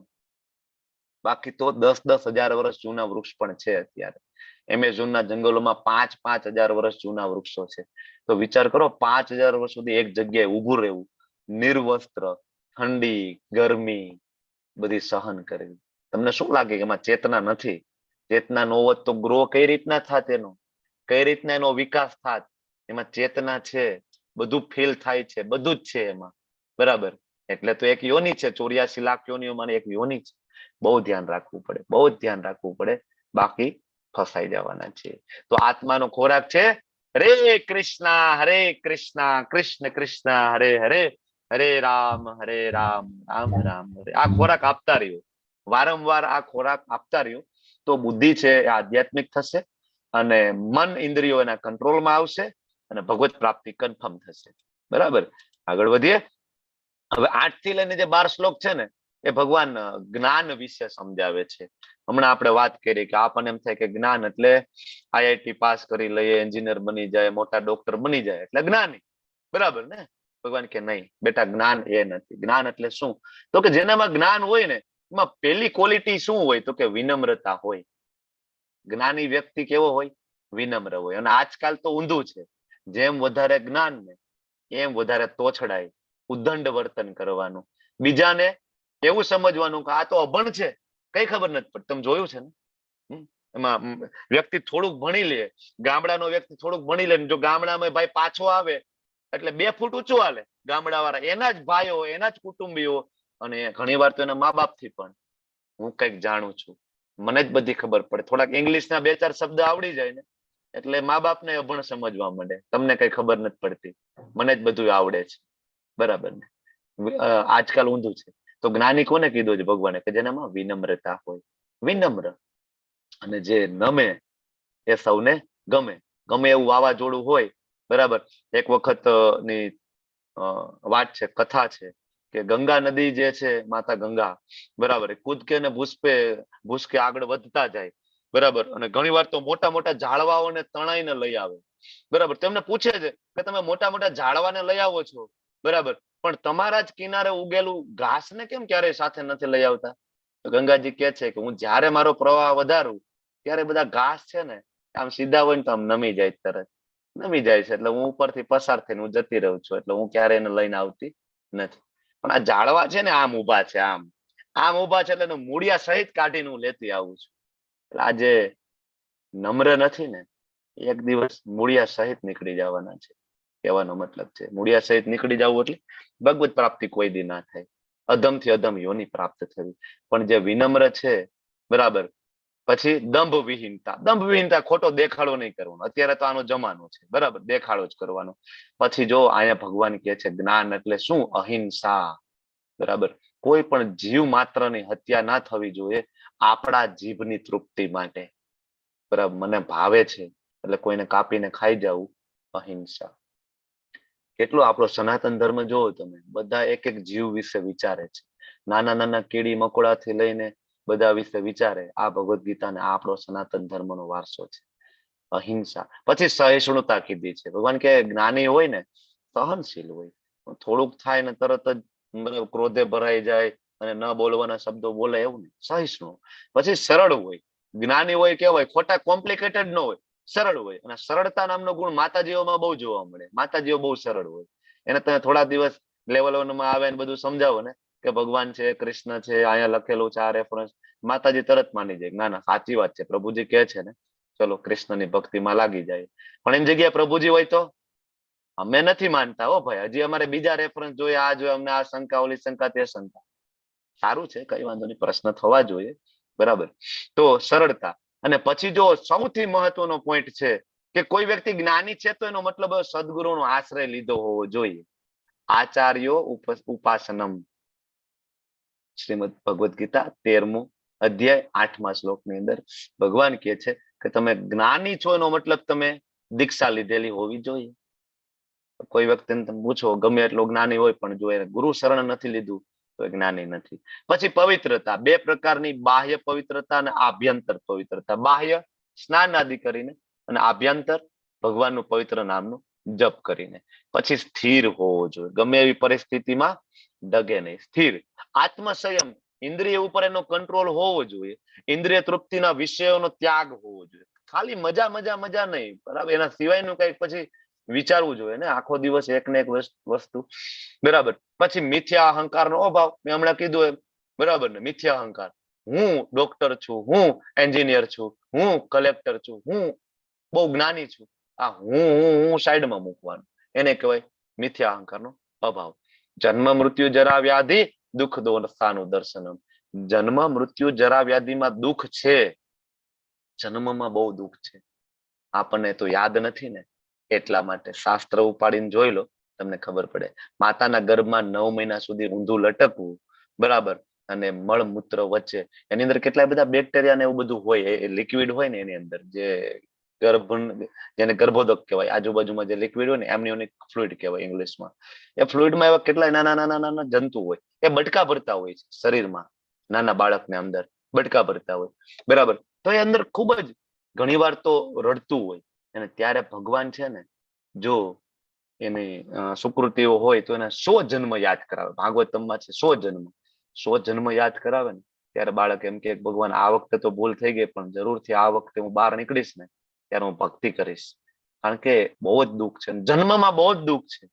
વિચાર કરો, સાંકડી એવી જગ્યામાંથી બાળકની ડિલિવરી થાય તો માતાને કેટલી તકલીફ છે, બાળકને બહુ જ તકલીફ છે, બહુ જ દુઃખ છે, બરાબર. તો જન્મમાં દુઃખ છે, મૃત્યુમાં કેટલું દુઃખ છે, ગરુડ પુરાણ ઉપાડીને જોઈ લો તમે. મૃત્યુમાં 40,000 વીછી એક સાથે જયારે કરડે ને, બરાબર, એટલું પેન થાય છે, ત્યારે આ શરીરમાંથી જીવ નીકળે છે, બરાબર.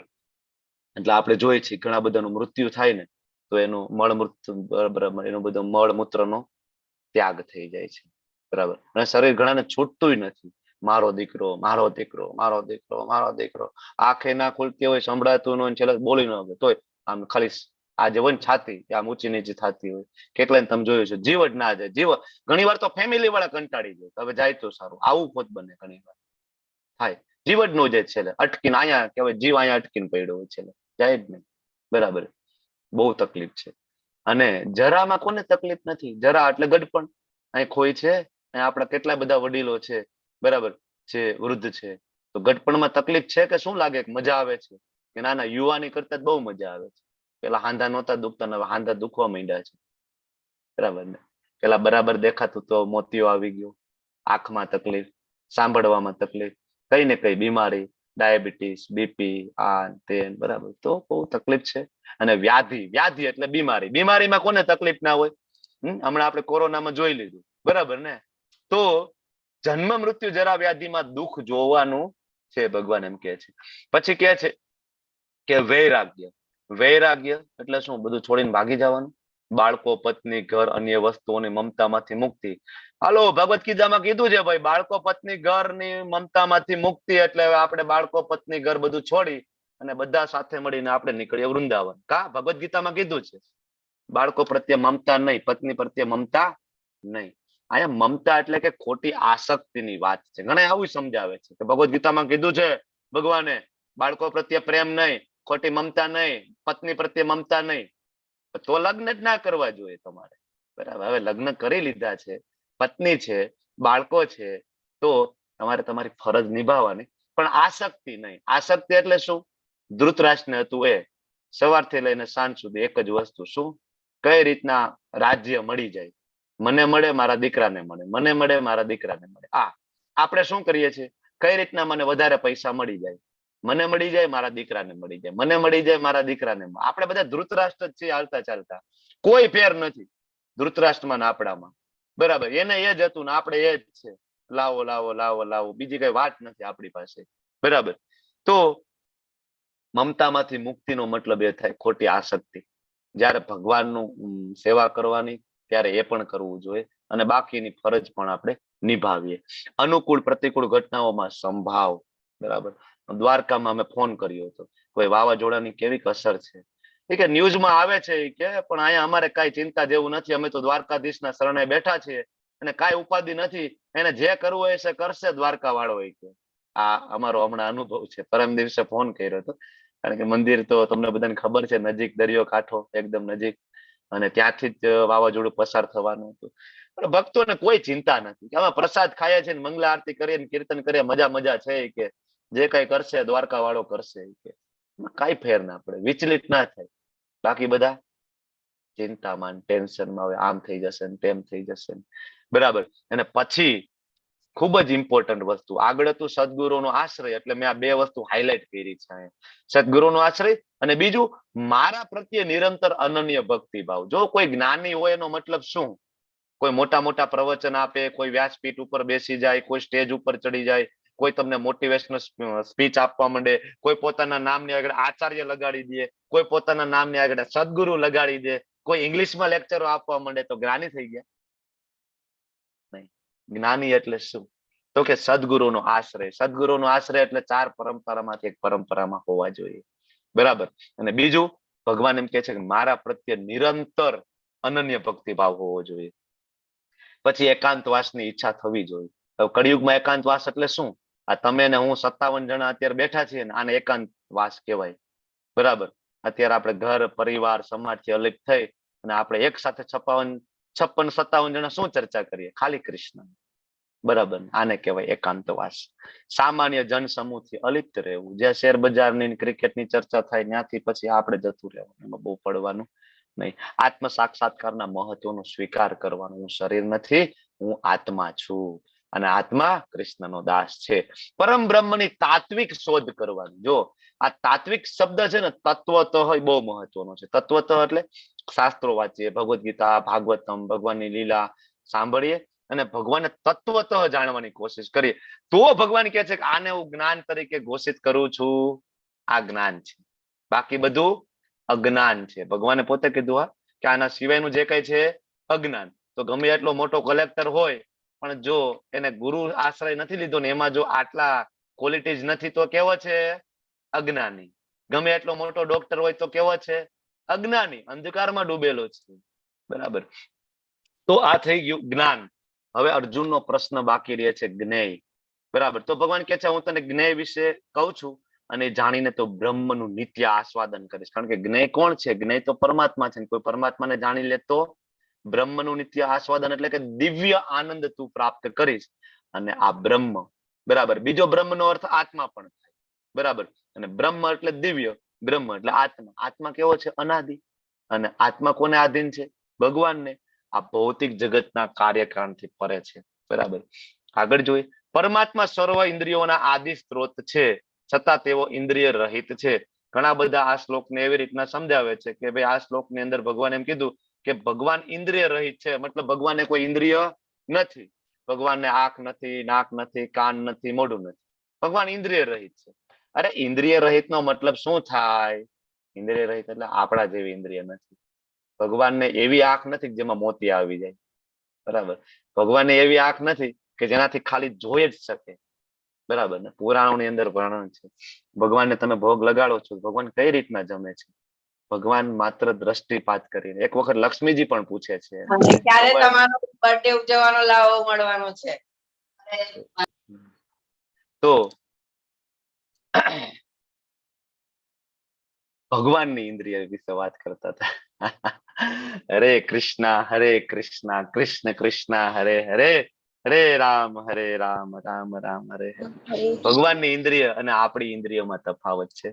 ભગવાનની ઇન્દ્રિય કેવી છે? ભગવાન આંખથી જમી શકે છે. લક્ષ્મીજી એકવાર પૂછતા હતા કે ભગવાન તમને આ બધા ભોગ લગાડે છે પણ તમે તો કઈ જમતા નથી. તો ભગવાન કે છે કે હું તમારી આંખ દ્વારા જમું છું. તો લક્ષ્મીજી કે આંખથી થોડો કઈ ટેસ્ટ આવતો હોય છે. ભગવાનની મસ્તી કરે છે લક્ષ્મીજી. આંખથી કઈ થોડો ટેસ્ટ આવે, કે જમવું જ પડે તો ટેસ્ટ આવે. તો કૃષ્ણ શું જવાબ આપે છે? વિષ્ણુ છે પુરાણમાં, શ્લોક હું ભૂલી ગયો છું, બાકી શ્લોક કે એટલે હું તમને અનુવાદ કરું છું કે ભાઈ જયારે મને એવું લાગે ને કે મારે ખરેખર ટેસ્ટ લેવો છે, કૃષ્ણ એમ કે છે લક્ષ્મીજીને, બરાબર, વિષ્ણુ કે ભાઈ મને એવું લાગે કે ના ના મારે આ વખતે તો મારા ભક્તે બનાવેલા ભોગનો ટેસ્ટ લેવો છે. તો કે ત્યારે હું શું કરું છું ખબર છે? તો કે હું મારા ભક્તની જીહવા ઉપર બિરાજું છું. ભગવાન કે હું સ્વયં મારા ભક્તની જીહવા ઉપર જઈને બેસી જાઉં છું અને એ જે કઈ ગ્રહણ કરે એનો ટેસ્ટ હું લઉં છું. એટલે વૈષ્ણવ ભોજનું બહુ મહત્વ છે. ભગવાનના પરમ ભક્તો વૈષ્ણવ હોય ને એના દ્વારા ભગવાન પોતે તૃપ્ત થાય છે. પુરાણમાં શ્લોક છે, ભગવાનને ટેસ્ટ લેવો હોય તો આમ તો ભગવાન આંખથી ટેસ્ટ લઈ શકે છે, પણ ભગવાન કે છતાં મને એવું લાગે ના ના મારે પર્સનલી ટેસ્ટ લેવો છે. તો કે હું મારા ભક્તની જીહવા ઉપર જ બેસી જાઉં. મારો ભક્ત જે કઈ ખાય એ બધાનો ટેસ્ટ હું ગ્રહણ કરું છું, બરાબર. એટલે વૈષ્ણવોને જમાડવા, બ્રાહ્મણોને જમાડવા, ભગવાન એનાથી સંતુષ્ટ થાય છે, બરાબર. તો આપણી ઇન્દ્રિય અને ભગવાનની ઇન્દ્રિયમાં તફાવત છે, આપણા જેવું નથી. એટલે ઇન્દ્રિય રહિત કીધા છે. ભૌતિક ઇન્દ્રિય રહિત આનો અર્થ એવો છે તેઓ સર્વ જીવોના પાલન કરનાર હોવા છતાં અનાસક્ત છે. ભગવાનને કોઈ આસક્તિ નથી આપણા પ્રત્યે. ભગવાનને કોઈ સ્વાર્થ નથી. મા બાપને એના દીકરા પ્રત્યે થોડીક તો આસક્તિ હોય, મોટો થાય મારી ગટપણની લાકડી બનશે. પણ કૃષ્ણને એવું નથી કે આ બધા મારી ગટપણની લાકડી બનવા આવશે, જરૂર નથી, બરાબર. આ શક્તિ નથી. તેઓ પ્રકૃતિના ગુણોથી પરે છે. ભગવાન છે કેવા છે? ગુણાધીશ છે. ભગવાન ગુણોથી પરે અને ભૌતિક પ્રકૃતિના સર્વ ગુણોના સ્વામી છે. ગુણાતીત પણ છે, ગુણાધીશ પણ છે. આપણે બધા ગુણાધીન છીએ. આ પ્રમાણે ભગવાન કહે છે કે જો ભાઈ મેં તને કાર્યક્ષેત્ર વિશે સમજાવ્યું, જ્ઞાન વિશે સમજાવ્યું, જ્ઞેય વિશે સમજાવ્યું. હવે આ સમજી કોણ શકે? કોણ સમજી શકે? મદ ભક્ત એતદ વિજ્ઞાય. આ બહુ મહત્વનું છે. બાકી બધા માથા ખંજોળશે તો ભગવાન સમજી કોણ શકે? તો કે કેવળ મારા ભક્તો છે એ જ આને પૂર્ણપૂર્ણ સમજી શકે કે ક્ષેત્ર એટલે શું, ક્ષેત્રજ્ઞ એટલે શું, જ્ઞાન એટલે શું, જ્ઞેય એટલે શું. કોણ સમજી શકે ભાઈ? તો કે માત્ર ને માત્ર મારા ભક્તો. ભક્તો અસીમે સખા ચેતિત નહીં થાય ત્યાં સુધી ભગવદ ગીતા સમજાશે નહીં. ગમે એટલો પ્રયત્ન કરી લો, જ્યાં સુધી તમને માળા કરવામાં રુચિ નહીં થાય, જ્યાં સુધી તમને એમ નહીં થાય કે ના હું માળા લઈને બેસું અને મારે ભગવાનનું નામ લેવું છે, હરે કૃષ્ણ કૃષ્ણ કૃષ્ણ હરે હરે, હરે રામ રામ રામ હરે હરે, ત્યાં સુધી વાંચી લો ભગવદ ગીતા. 1 વાર 2 વાર 5 વાર 10 વાર 25 50 100 નહીં સમજાય, બરાબર. કારણ કે ભગવદ ગીતા ક્યારે સમજાય છે? કેવળ મારા ભક્તો દ્વારા. અને ભક્ત એટલે શું? ભક્ત એટલે આગળ 9મા અધ્યાયમાં બધું કીધું છે. સતતમ કીર્તયંતો મામ યતંતશ્ચ દ્રઢવ્રત મન્મના ભવ મદ્ભક્તો મધ્યાજી મામ નમસ્કુરુ. આને ભક્ત કીધું છે. આ નહીં થાય ને તો ભગવદ ગીતા નહીં સમજાય, બરાબર. હવે ભગવાન પોતાના વિશે સમજાવે છે, કારણ કે અર્જુનનો પ્રશ્ન હતો પુરુષ અને બીજો પ્રશ્ન હતો પ્રકૃતિ. તો ભગવાન પ્રકૃતિ વિશે કહે છે કે આ ભૌતિક પ્રકૃતિ તથા જીવોને અનાદિ સમજવા. પ્રકૃતિ અનાદિ છે, જીવે અનાદિ છે અને એમના વિકાર ગુણોને પ્રકૃતિજન્ય સમજવા. એના જે વિકાર એટલે કયા? ઈચ્છા, દ્વેષ, સુખ, દુઃખ, એ બધું પ્રકૃતિજન્ય છે. પ્રકૃતિ, આ ભૌતિક પ્રકૃતિ, આમાં આપણે જોડાઈ ગયા એટલે આ સુખ દુઃખ ને ઈચ્છાઓને બધું છે. ધામમાં હોય તો આ માથાકૂટ રહે નહીં. એટલે ભગવાન ધામમાં આવવાનું ઇનડાયરેક્ટ આપણને ઇન્વિટેશન આપે છે. પ્રકૃતિ સર્વ ભૌતિક કારણો અને કાર્યોની હેતુ કહેવાય છે. આ જે ભૌતિક પ્રકૃતિ છે એ બધા જ જેટલા ભૌતિક કારણો છે, બરાબર, અને જેટલા કાર્યો છે એની હેતુ, કારણ કે બધું એમાંથી જ બને છે. અને જીવ આ જગતમાંના વિવિધ સુખો તથા દુઃખો ભોગવાનું કારણ બની જાય છે. કારણ કે જીવે આ શરીર ગ્રહણ કર્યું ને, બરાબર, શરીર પંચમહાભૂતનું, પ્રકૃતિ પંચમહાભૂતની, આ જે શરીર છે એને ભોગવે છે એટલે કર્મનું બંધન થાય છે, એટલે દુઃખ અને સુખ પ્રાપ્ત થાય છે. સરસ મજાનો એ પિક્ચર છે. એક ભાઈ છે, ડાળખીએ લટકેલા છે, બરાબર, ઉપરથી મધ પડે છે અને મધ ચાટવામાં ભાઈ મશગુલ છે. શેમાં? મધ ચાટવામાં. પણ જો એનો હાથ છૂટી જાય ને તો નીચે કાળોતરા સાપ છે, બરાબર, જે ડંખ મારે તો કાર્યક્રમ પૂરો. એ જ રીતના આપણે બધા છે ને મધ ચાટવામાં મશગુલ છીએ. મને અહીંથી મજા આવે, ત્યાં મજા આવે, પૈસા મળી જાય તો મજા આવે, ફરવા જાવ તો મજા આવે. પણ જેવો હાથ છૂટશે, હાથ છૂટે એટલે શું? મૃત્યુ. અડધી રાત્રે આવે, એક સેકન્ડમાં આવે, ક્ષણભરમાં આવે. કે એમાં આપને કંકોત્રી ના લખે, બરાબર, યમરાજજી, કે ભાઈ હું આવું છું 2 દી પછી, કે વોટ્સએપમાં મેસેજ નહીં નાખે, બરાબર. તો જેવો હાથ છૂટે એટલે સીધા નીચે જવાના છીએ, બરાબર, નીચે, જ્યાં પાતાળ લોક, બરાબર, એવા બધા સાપોના બધા લોક છે. આપણે બધા તો નીચલી યોનીમાં જ જવાના, એમાં ગેરંટી છે, નીચે જ જવાના છે. સિવાય કે ભક્તિ જો થઈ જાય, બરાબર, આ બધા ભગવદ્ ગીતાના ક્લાસ સમજીને, તો વસ્તુ જુદી છે. એટલે હાથ છૂટે તો નીચે જાય એનો કઈ ડર નથી, બરાબર, મજા મજા. આયા હાથી છે ને આખું વૃક્ષ તોડીને ફેંકી દેવા માટે તૈયાર થઈ ગયો છે. ગમે ત્યારે આ હાથી છે ફેંકી દેશે અને મૃત્યુ થઈ જશે, બરાબર. આવા હાથી જેવું જ અત્યારે આ બીપરજોય વાવાઝોડું આવ્યું છે, બરાબર. બધા હેલ્ધી હોય ને તો ગમે ત્યારે ઉપાડીને ફેંકી દે. કેટલાય બધા રોડ ઉપર જતા હતા ને, કેટલાય મોટા હોર્ડિંગ્સ માથે પડ્યા ને, ન્યા કાર્યક્રમ પૂરો થઈ ગયો છે કેટલાયનો. એ તો ન્યૂઝમાં અમુક આંકડા નથી આવતા. બાકી ઘણા બધા એવા વિડીયોઝ ફરે છે, આપણે જોઈએ છીએ.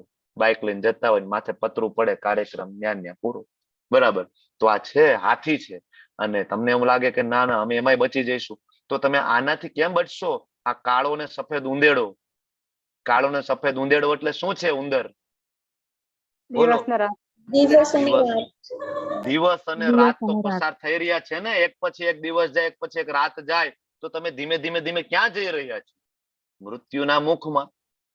કા શાશ્વત છો તમે? ચિરંજીવી છો? નથી. મરવાના તો છે બધા. તો ધીમે ધીમે આપણે ક્યાં જાય છે? આપણે તો બર્થડે આવે તો આપણે એન્જોય કરીએ. હવે એન્જોય કરવા નથી, એક વર્ષ વયું ગયું આપણું, જે આપણે બગાડી નાખ્યું કૃષ્ણ ભક્તિ વગર, બરાબર. તો આ બે મૂકવાના નથી.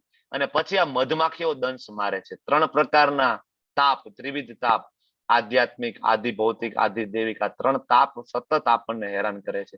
છતાં આપણે મજા કરીએ છીએ. જો ઉપર ભગવાન સ્વયં આવ્યા છે હાથ લાંબો કરીને, ભગવાન સ્વયં આવ્યા છે ભગવદ્ ગીતા બધાને આપવા માટે. ભગવાને સ્વયં એમના પાર્ષદ શ્રી પ્રભુપાદજીને મોકલ્યા છે કે તમે જાઓ બધાને ભગવદ્ ગીતાનું જ્ઞાન આપો. પણ આપણે શું કહીએ છીએ?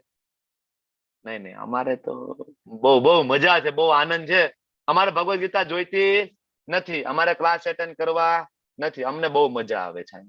અમારે એ કઈ અમારા આધ્યાત્મમાં પડવું જ નથી ભાઈ. પડીએ નિયમો તો પાલન કરવા ને. આ ડુંગળી મૂકી દો, લસણ મૂકી દો, ફલાણું ઢીકણું, એ કરતા બસ મજા કરીએ ભાઈ. જે છે આમ ને આમ. એટલે આપણે આમાં છીએ. ભગવાન સ્વયં હાથ લાંબો કરવા આવ્યા છે, આપણે નહીં. એટલે આ પ્રમાણે જીવ ને પ્રકૃતિના 3 ગુણોને ભોગવતો પ્રકૃતિમય જીવન જીવે છે. આ શ્લોક ઉપરથી આગળનો અધ્યાય ચાલુ થશે. પ્રકૃતિના 3 ગુણો સત્વ, રજ અને તમ.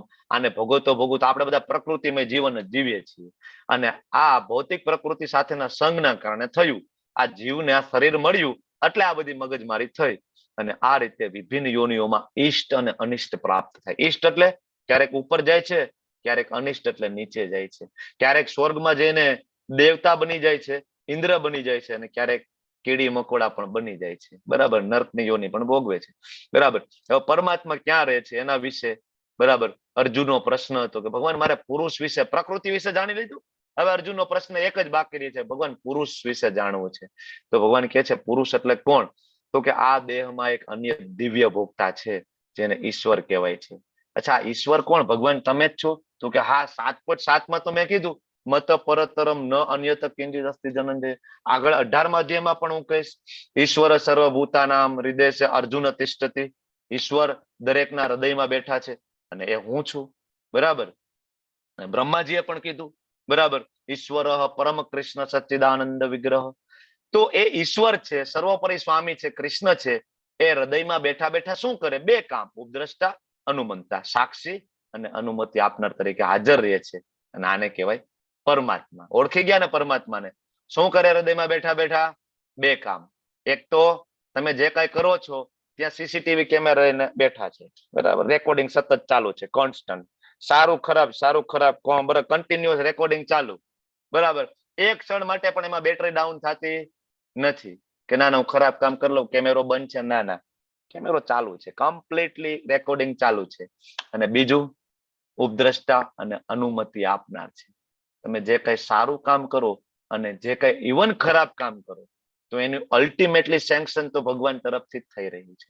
આપણને એમ થાય સેન્કશન ભગવાન તરફથી થાય ખરાબ કામનું, તોય મારે ભોગવવાનું, પણ ઈચ્છા તો તમે કરી, ભગવાન તો મનાવે છે. ભગવાન તો ભગવદ ગીતામાં કહે છે સત્વ રજ અને તમ, આ ના કરવું જોઈએ, આ કરવું જોઈએ, છતાં તમે એક ઉદ્દંડ બાળક થઈ અને તમે માગો છો. તારું એક બાળક છે તમારું, બરાબર, બાળકને આપણે એને સમજાવીએ છીએ કે શિયાળામાં ચોકલેટ ના ખવાય, શિયાળામાં આઈસ્ક્રીમ ના ખવાય. બાળક તો ઉદંડ છે. બાળક કેવું છે? ઉદંડ છે. ગમે એમ કરીને નહીં આપો તો હું ગોરો ફોડ નાખીશ ઘરમાં, નહીં આપો તો હું કાચ ફોડી નાખીશ શોકેસનો. પછી છેલ્લે શું થાય? કંટાળીને જા લઈ લે, તું થાઈશ દુખી. આ જ અનુમતિ આપનાર કૃષ્ણ છે, બરાબર. પાપ કરવું છે, હું તો ના પાડું છું, તાર કરવું છે, દુખી થાય જા કર ભાઈ. કારણ કે અલ્ટિમેટલી પૈસા ક્યાંથી મળવાના છે? આઈસ્ક્રીમ ખાવાના પપ્પા પાસેથી, બરાબર ને? તો આ છે ઉપદ્રષ્ટા અનુમંતા. જે મનુષ્ય પ્રકૃતિ, જીવ, એના ગુણોની આંતરક્રિયાના સંબંધનું તત્વજ્ઞાન જાણી લે ને, બરાબર, એ નિશ્ચિત મુકામને પામે છે. વર્તમાન સ્થિતિ એની ગમે તે હોય, પુનર્જન્મ નહીં થાય. વર્તમાનમાં બ્રાહ્મણ હોય, ક્ષત્રિય હોય, વૈશ્ય હોય, શૂદ્ર હોય, સ્ત્રી હોય, પુરુષ હોય, ખાલી આટલું જાણવાનું છે, પ્રકૃતિ, જીવ ને એના ગુણોની આંતરક્રિયા, સત્વરજ અને તમ, જે આપણે આવતીકાલે જાણવાના છીએ. કેટલાક મનુષ્ય પરમાત્માને ધ્યાન દ્વારા અંદર જોવે છે, કેટલાક જ્ઞાનોપાર્જનમાં લાગેલા છે, વેદો વાંચવામાં, બરાબર, ને કેટલાક નિષ્કામ કર્મ દ્વારા. તો આ એક અલગ અલગ પદ્ધતિઓ છે ભગવાન ને પ્રાપ્ત કરવા માટે, આત્મ સાક્ષાત કરવા માટેની અલગ અલગ આ ટેકનિક છે, પદ્ધતિ. પણ આપણને તો ભગવાને કહી દીધું 6ઠા અધ્યાયના અંતે, બરાબર, કે ભક્તિ છે સર્વશ્રેષ્ઠ ઉત્તમ છે, બરાબર. ભગવાન કહે છે આવી અલગ અલગ પદ્ધતિ માણસો મથતા હોય છે. હવે એવા લોકો છે અમુક કે જે આધ્યાત્મિક જ્ઞાનના જાણકાર ના હોય, અભણ હોય, લખતા વાંચતા ના આવડતું હોય, તો શું કરે? બરાબર, એ જે તે સમયમાં નથી ભણી શક્યા, તો હવે એ લોકો ભગવદ ગીતા, એ લોકો ભગવાન પાસે નહીં જઈ શકે. તો ભગવાન એમ કે છે કે અમુક એવા લોકો હોય આધ્યાત્મિક જ્ઞાનના જાણકાર, બહુ નથી એને ખ્યાલ આવતો, બરાબર, તો એ અન્ય લોકો પાસેથી પરમ પુરુષ વિશે જો સાંભળે ને, પરમ પુરુષ એટલે કોણ? ભગવાન. 10મા અધ્યાયમાં અર્જુને કીધું પરમ બ્રહ્મ પરમ ધામમ, બરાબર, કે તમે જ પૂર્ણ પુરુષોત્તમ છો. હવે કોઈ કૃષ્ણ વિશે જો અધિકારી પુરુષ પાસેથી સાંભળે, આ શબ્દ બહુ મહત્વનો છે, શ્રીલ પ્રભુપાદજી લખે છે. અધિકારી પુરુષ એટલે ગુરુ શિષ્ય પરંપરામાં આવતા હોય ને, એની પાસેથી જો કોઈ ખાલી સાંભળી લે ને, તોય જન્મ મૃત્યુના માર્ગને પાર કરી જાય. જો આ ભગવદ ગીતાનું મહાત્મ્ય છે. ઘણા બધા ફળ જોતા હોય ને કે આ જે વાંચે તો આ ફળ મળે, આનું ફળ છે. તો ખાલી ભગવદ ગીતા તમે અધિકારી પુરુષ પાસેથી સાંભળી લ્યો ને, તોય બીજી વાર જન્મ નથી થતો, તોય ફરીથી અહીંયા દુઃખી થવા, હેરાન થવા આવવું પડતું નથી. આ મહાત્મ્ય છે, ફળ છે, બરાબર. જે મનુષ્ય પરમાત્માને સર્વ શરીરમાં આત્માની સાથે જાણે છે ને સમજે છે કે આ નશ્વર શરીર છે, શરીર નાશ થાય છે, આત્મા અને પરમાત્માનો નાશ થતો નથી. આ ખરેખર પંડિત છે, સત્ય જાણે છે. બીજા અધ્યાયમાં આપણે જોયું, જે મનુષ્ય જોવે છે કે બધી પ્રવૃત્તિ દેહ દ્વારા થાય. આ જે કઈ મગજમારી, સુખ દુઃખ ને બધું ચાલે કોના કારણે? શરીરના કારણે. મારી પત્ની, મારા બાળકો, મારો બિઝનેસ, મારા પૈસા, કોના કારણે? શરીરના કારણે છે, બરાબર. આ દેહનું સર્જન ભૌતિક પ્રકૃતિ દ્વારા થયું છે, બરાબર. અને એમ જાણે કે આમાં આત્માનો કઈ રોલ નથી. આત્માને કઈ લેવા દેવા છે તમારા આ જન્મના પૈસા વિશે, ધન સંપત્તિ? અચ્છા, તમારી આ જન્મની પત્ની આત્માની પત્ની છે? આત્માને કોઈ પત્ની જ નથી. આત્માનો પતિ એક જ છે ને એનું નામ કૃષ્ણ. આત્માને બીજી કોઈ પત્ની હોતી નથી. કારણ કે મમે વાંચો જીવ લોકે જીવ ભૂત સનાતન 15મા અધ્યાયમાં કહે છે, બરાબર. જો આ જાણી લે ને કે આજે મગજમારી જે ખાય છે ને ભાઈ, એ શરીરની છે, મારે આની કઈ લેવા દેવા નથી, તો આપણને વૈરાગ્ય આવે, તો આપણે સ્ટેબલ રહી શકીએ. એ ભારત એકલો સૂર્ય સમગ્ર બ્રહ્માંડને પ્રકાશિત કરે એવી રીતના શરીરમાં રહેલો આત્મા આખા શરીરને પ્રકાશિત કરે ને. આત્મા હૃદયમાં બેઠો હોય છતાં અંગૂઠામાં કાંટો વાગે તો કેવી તરત ખબર પડી જાય છે, બરાબર. જે મનુષ્ય જ્ઞાનના નેત્રોથી શરીર અને એના જ્ઞાતા વચ્ચેનો ભેદ જોવે. કયા નેત્રો જોઈએ? જ્ઞાન ચક્ષુ. શું જોવાનું? તો કે આ શરીર અને એના જ્ઞાતા કયા કયા? આત્મા અને પરમાત્મા. તો શરીર, આત્મા, પરમાત્મા, આનો તફાવતને જે ઓળખે છે અને ભૌતિક પ્રકૃતિના બંધનમાંથી મુક્ત થવાની પ્રક્રિયાને જાણે. એ પ્રક્રિયા કઈ? 8 થી લઈને 12 શ્લોક, જેને કીધું જ્ઞાન. આને કોઈ જાણી લે ને તો પરમ ધ્યેયની પ્રાપ્તિ થઈ જાય છે, બરાબર. એટલે આ જગતની અંદર, આ યુગની અંદર, કળિયુગની અંદર એક જ રસ્તો છે. હરેર નામ એવ કેવલમ, કલૌ નાસ્તિ એવ નાસ્તિ ગતિરન્યથા. કોઈ જ ઓપ્શન નથી. there is no option, only હરિનું નામ. ઓકે, ખૂબ શાંતિપૂર્વક તમે બધાએ સાંભળ્યો. તમારો બધાનો ખૂબ ખૂબ હૃદયપૂર્વક આભારી છું. વાંછા કલ્પતરુભ્યશ્ચ કૃપા સિંધુભ્યૈવ ચ પતિતાનાં પાવનેભ્યો વૈષ્ણવેભ્યો નમો નમઃ. હરે કૃષ્ણ કૃષ્ણ કૃષ્ણ હરે હરે, હરે રામ રામ રામ હરે હરે.